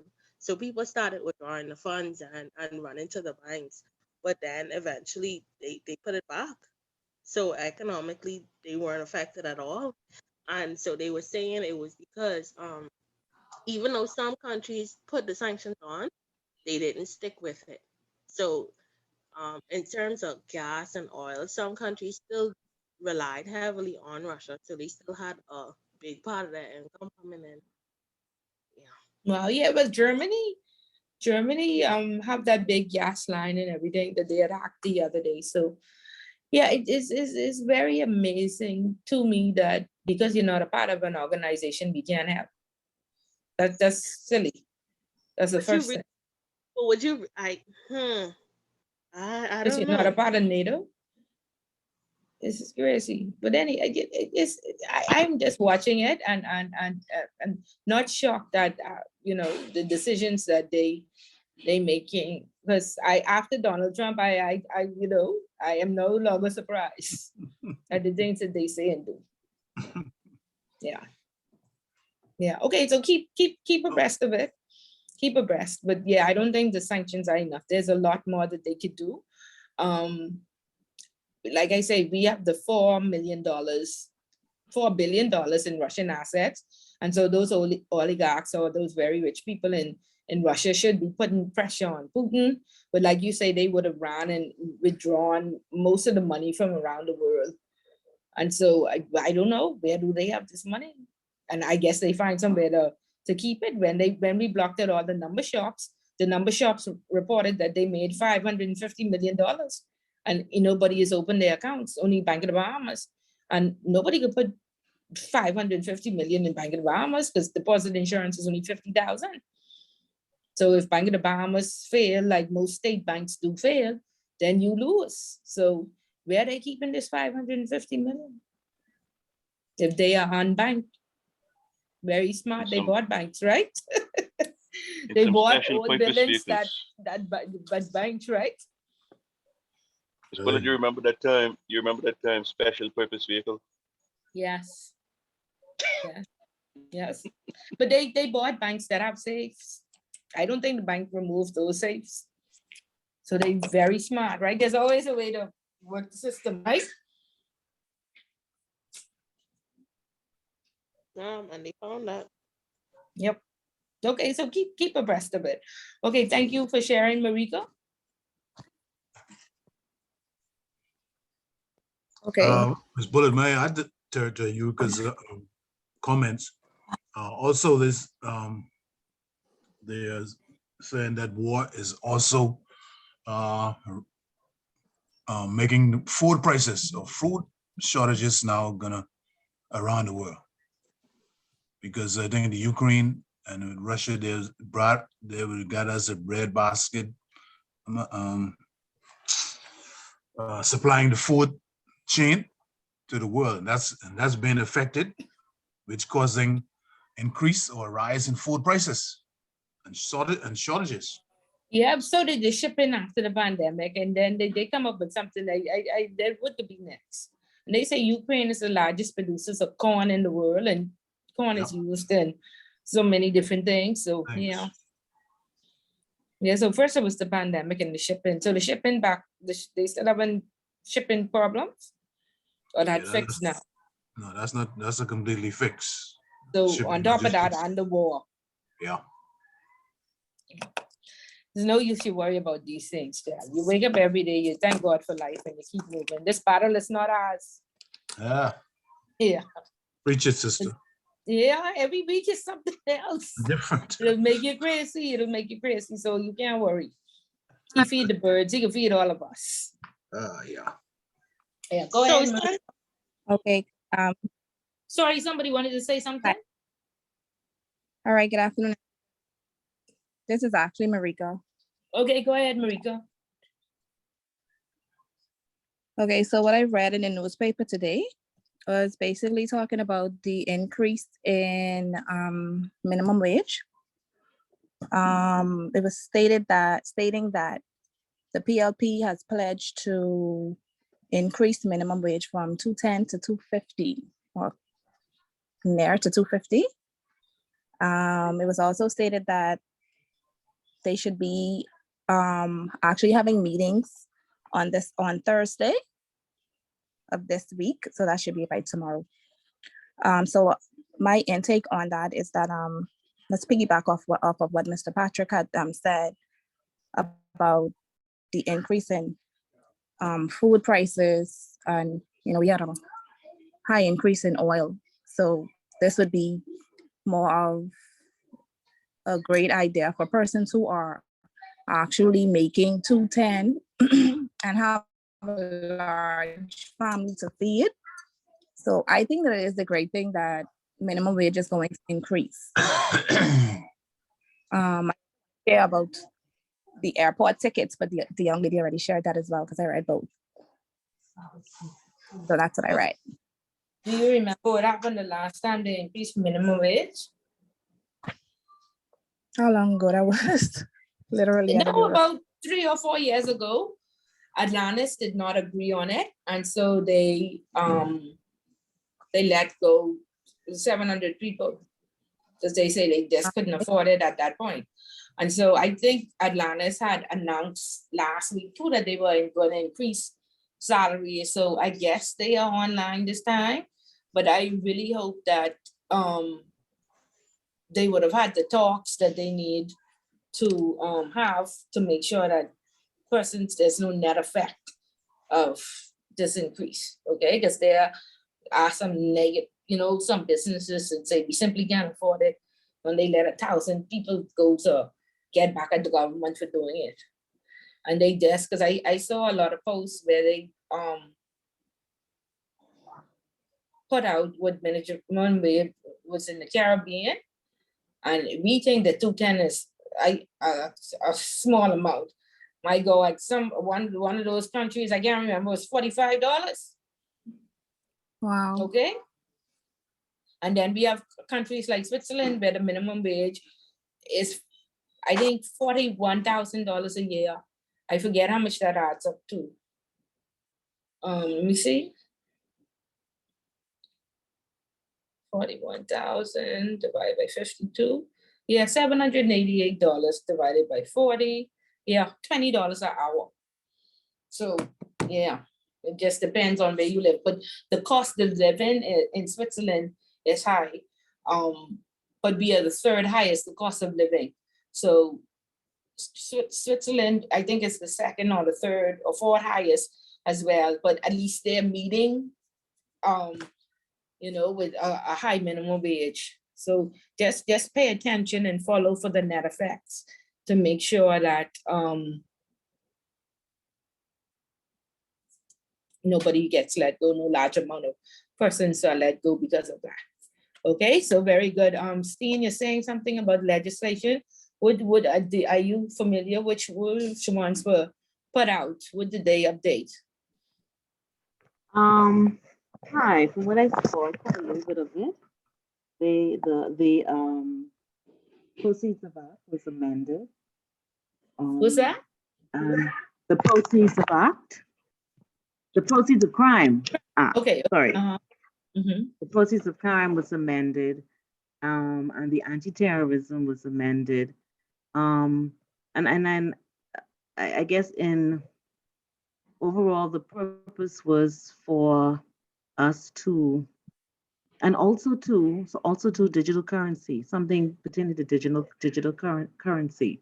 And overall, the purpose was to allow us to meet those recommendations that we didn't during the last evaluation, and also to I think we were largely ensure that in 30 and 10 needed a little bit of fixing. right. Those 10 probably. Right. Okay. So yeah. Right, to address that, and then they also talked about more transparency as it related to beneficial owners. Okay. And of That's course, it. Just every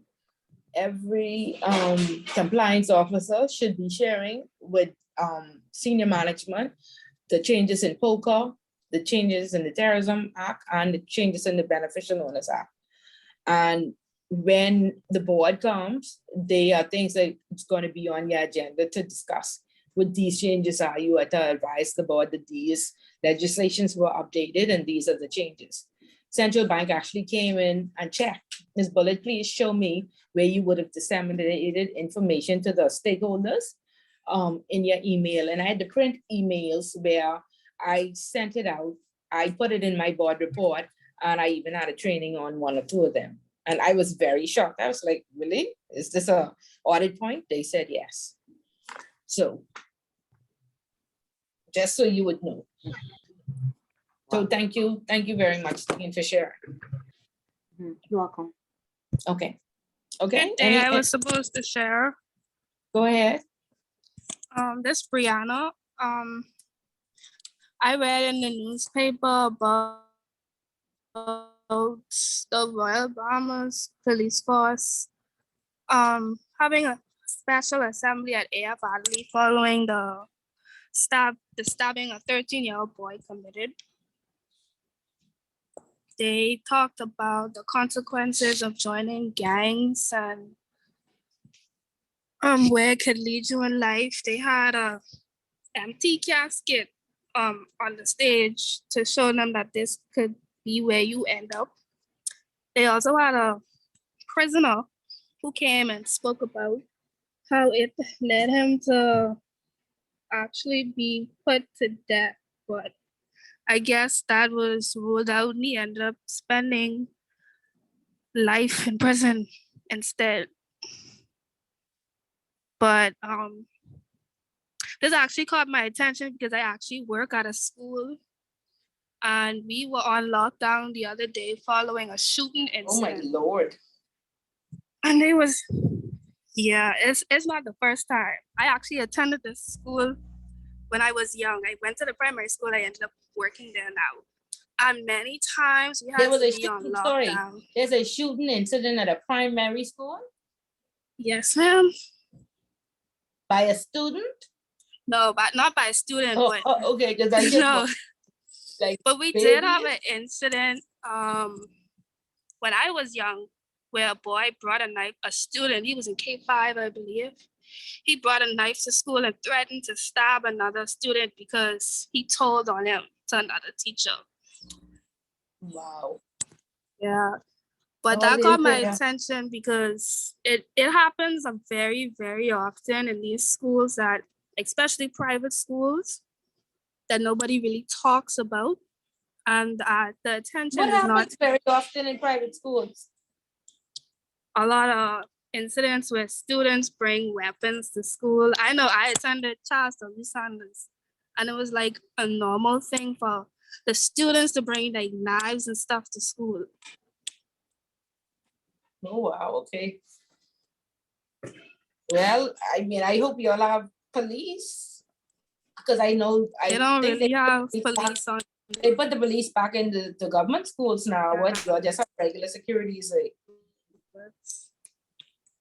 But they did say that they would be, but the government schools, they did. Yeah, yeah. Oh, wow. Okay, well, be safe. That's kind of scary. That's very scary. Yeah, but Can I share something for my next 5 points? okay. Awesome sauce. So I did go to, I'm trying to find the word, to a meeting, Rotary of East Nassau. So they talked about something similar. They were just talking about the charities that they were in, and they focused mainly on one. So we spoke about, I think, human trafficking was the last class, and theirs was about Restovics. So I don't know if a lot of people know Restovics are Haitian slaves. So they donate to a charity for those persons, those younger kids. So they just was talking to the lady that is in charge of it to make sure the donations are being used properly. And then they talked about professional development, and then they discussed the election of the board. So I was interested in joining, so I'm going back on the 11th. Okay, good, very good. And so did they encourage this charity to be registered? Boy, I know, because okay, so if you go back, find out, because you know that's what the law now requires, that you have to be registered, and you have to have KYC and training, so you are not used. You know what I mean? Like how we always say, if somebody give Bishop Lawrence Road $1 million and say, keep half for you and send me back the rest, would he really know? So you have to be educated on, Compliance aspect. Yeah, I Yes. guess that's why we check up to make sure. But what you're saying is correct.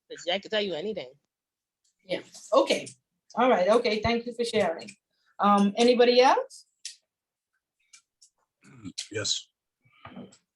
I was privileged to attend a Rotary function where Mr. Gus Roberts received the Paul Harris Award for his services in Rotary. Their motto, service above self. And he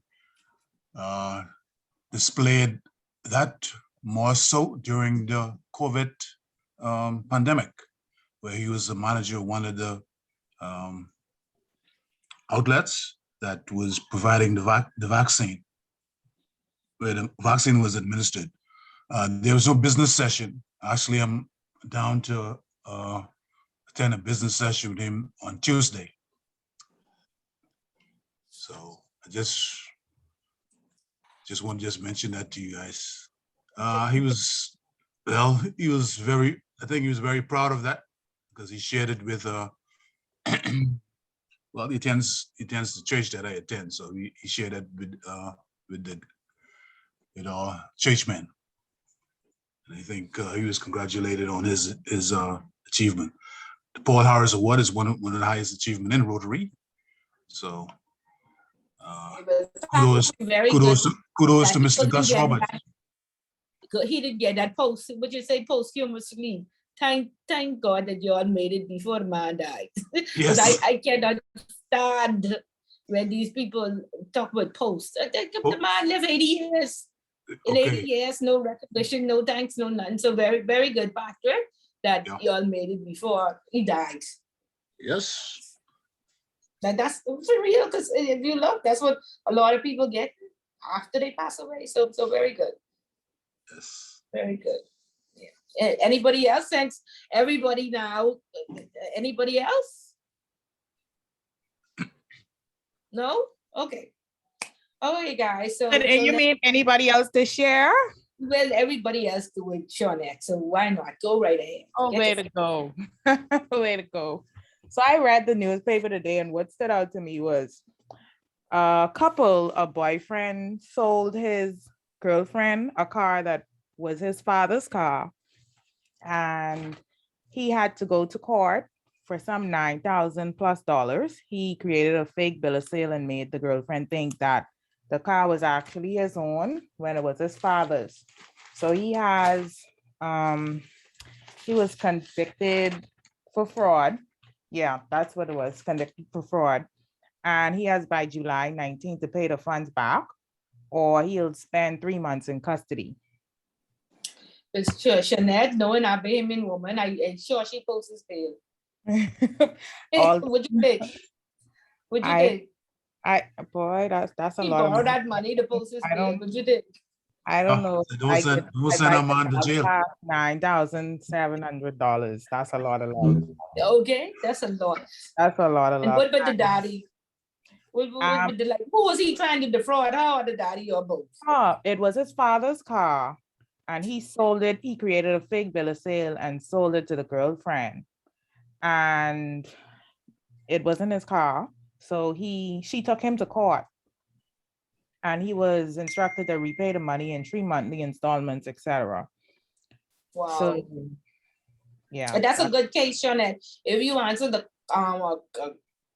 question on money laundering crimes, you put fraud and you put that same case right there. So very good. Okay. And Okay. I also attended a Rotary meeting yesterday, the Rotary Club of Nassau. They had a guest speaker by the name of Charlene Paul, who is the chairman of something called CWIL, Caribbean Women in Leadership. They spoke yesterday on violence against women. So she gave a presentation on that. And I think, me personally, I don't think I would join a Rotary Club. It was very boring. They did this thing whereas they toast, and I think that was boring. And then they also they have some fine situation, whereas if you don't do some stuff, you get a fine. Then they had this Rotary birthday song. It was just a mess. But it Okay, was, well, hopefully, you try those masters I and, tried those masters, yeah, but not that. Yeah. I mean, no offense, everybody was like, a bit- Yeah, try Toastmasters or Kiwanis, and then, you know, go with one of the persons who familiar, you know, who already in the group. They make it, you know, help you through it. yeah, We don't want you to be discouraged right up front. yeah, okay. Yeah, Thank you okay. You're for welcome. Wanting me the opportunity, yeah. You're welcome. Okay. Guys, y'all just don't wait till the next time. Clavius internet went out. Okay. All right. Okay, guys. So you'll have a productive week. Look out for the review sheet, contact your group member and give us some good information next week so we don't have so much studying to do. Okay. All right. No more questions or concerns. You'll have a fabulous evening and we'll do this again next week. Thank you. Okay. Good night. Good night, everyone. Good night, everyone. night. Be safe. Okay.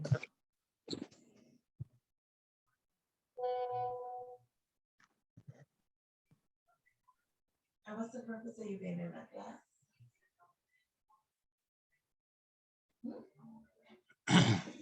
Studying money laundering. Are you sure it's money laundering? There's somebody in that class you date. I don't know nobody in there. I need to date somebody in this class. What is sick? I signed up this off thing on. What? Are you getting that class? Because that sounds like there's some female. So you getting that They get class? police officers in this class too. Working from financial crime, financial intelligence. I don't hear them. I hear you. Julian Johnson. Julian, what the boy name? Julian Smith.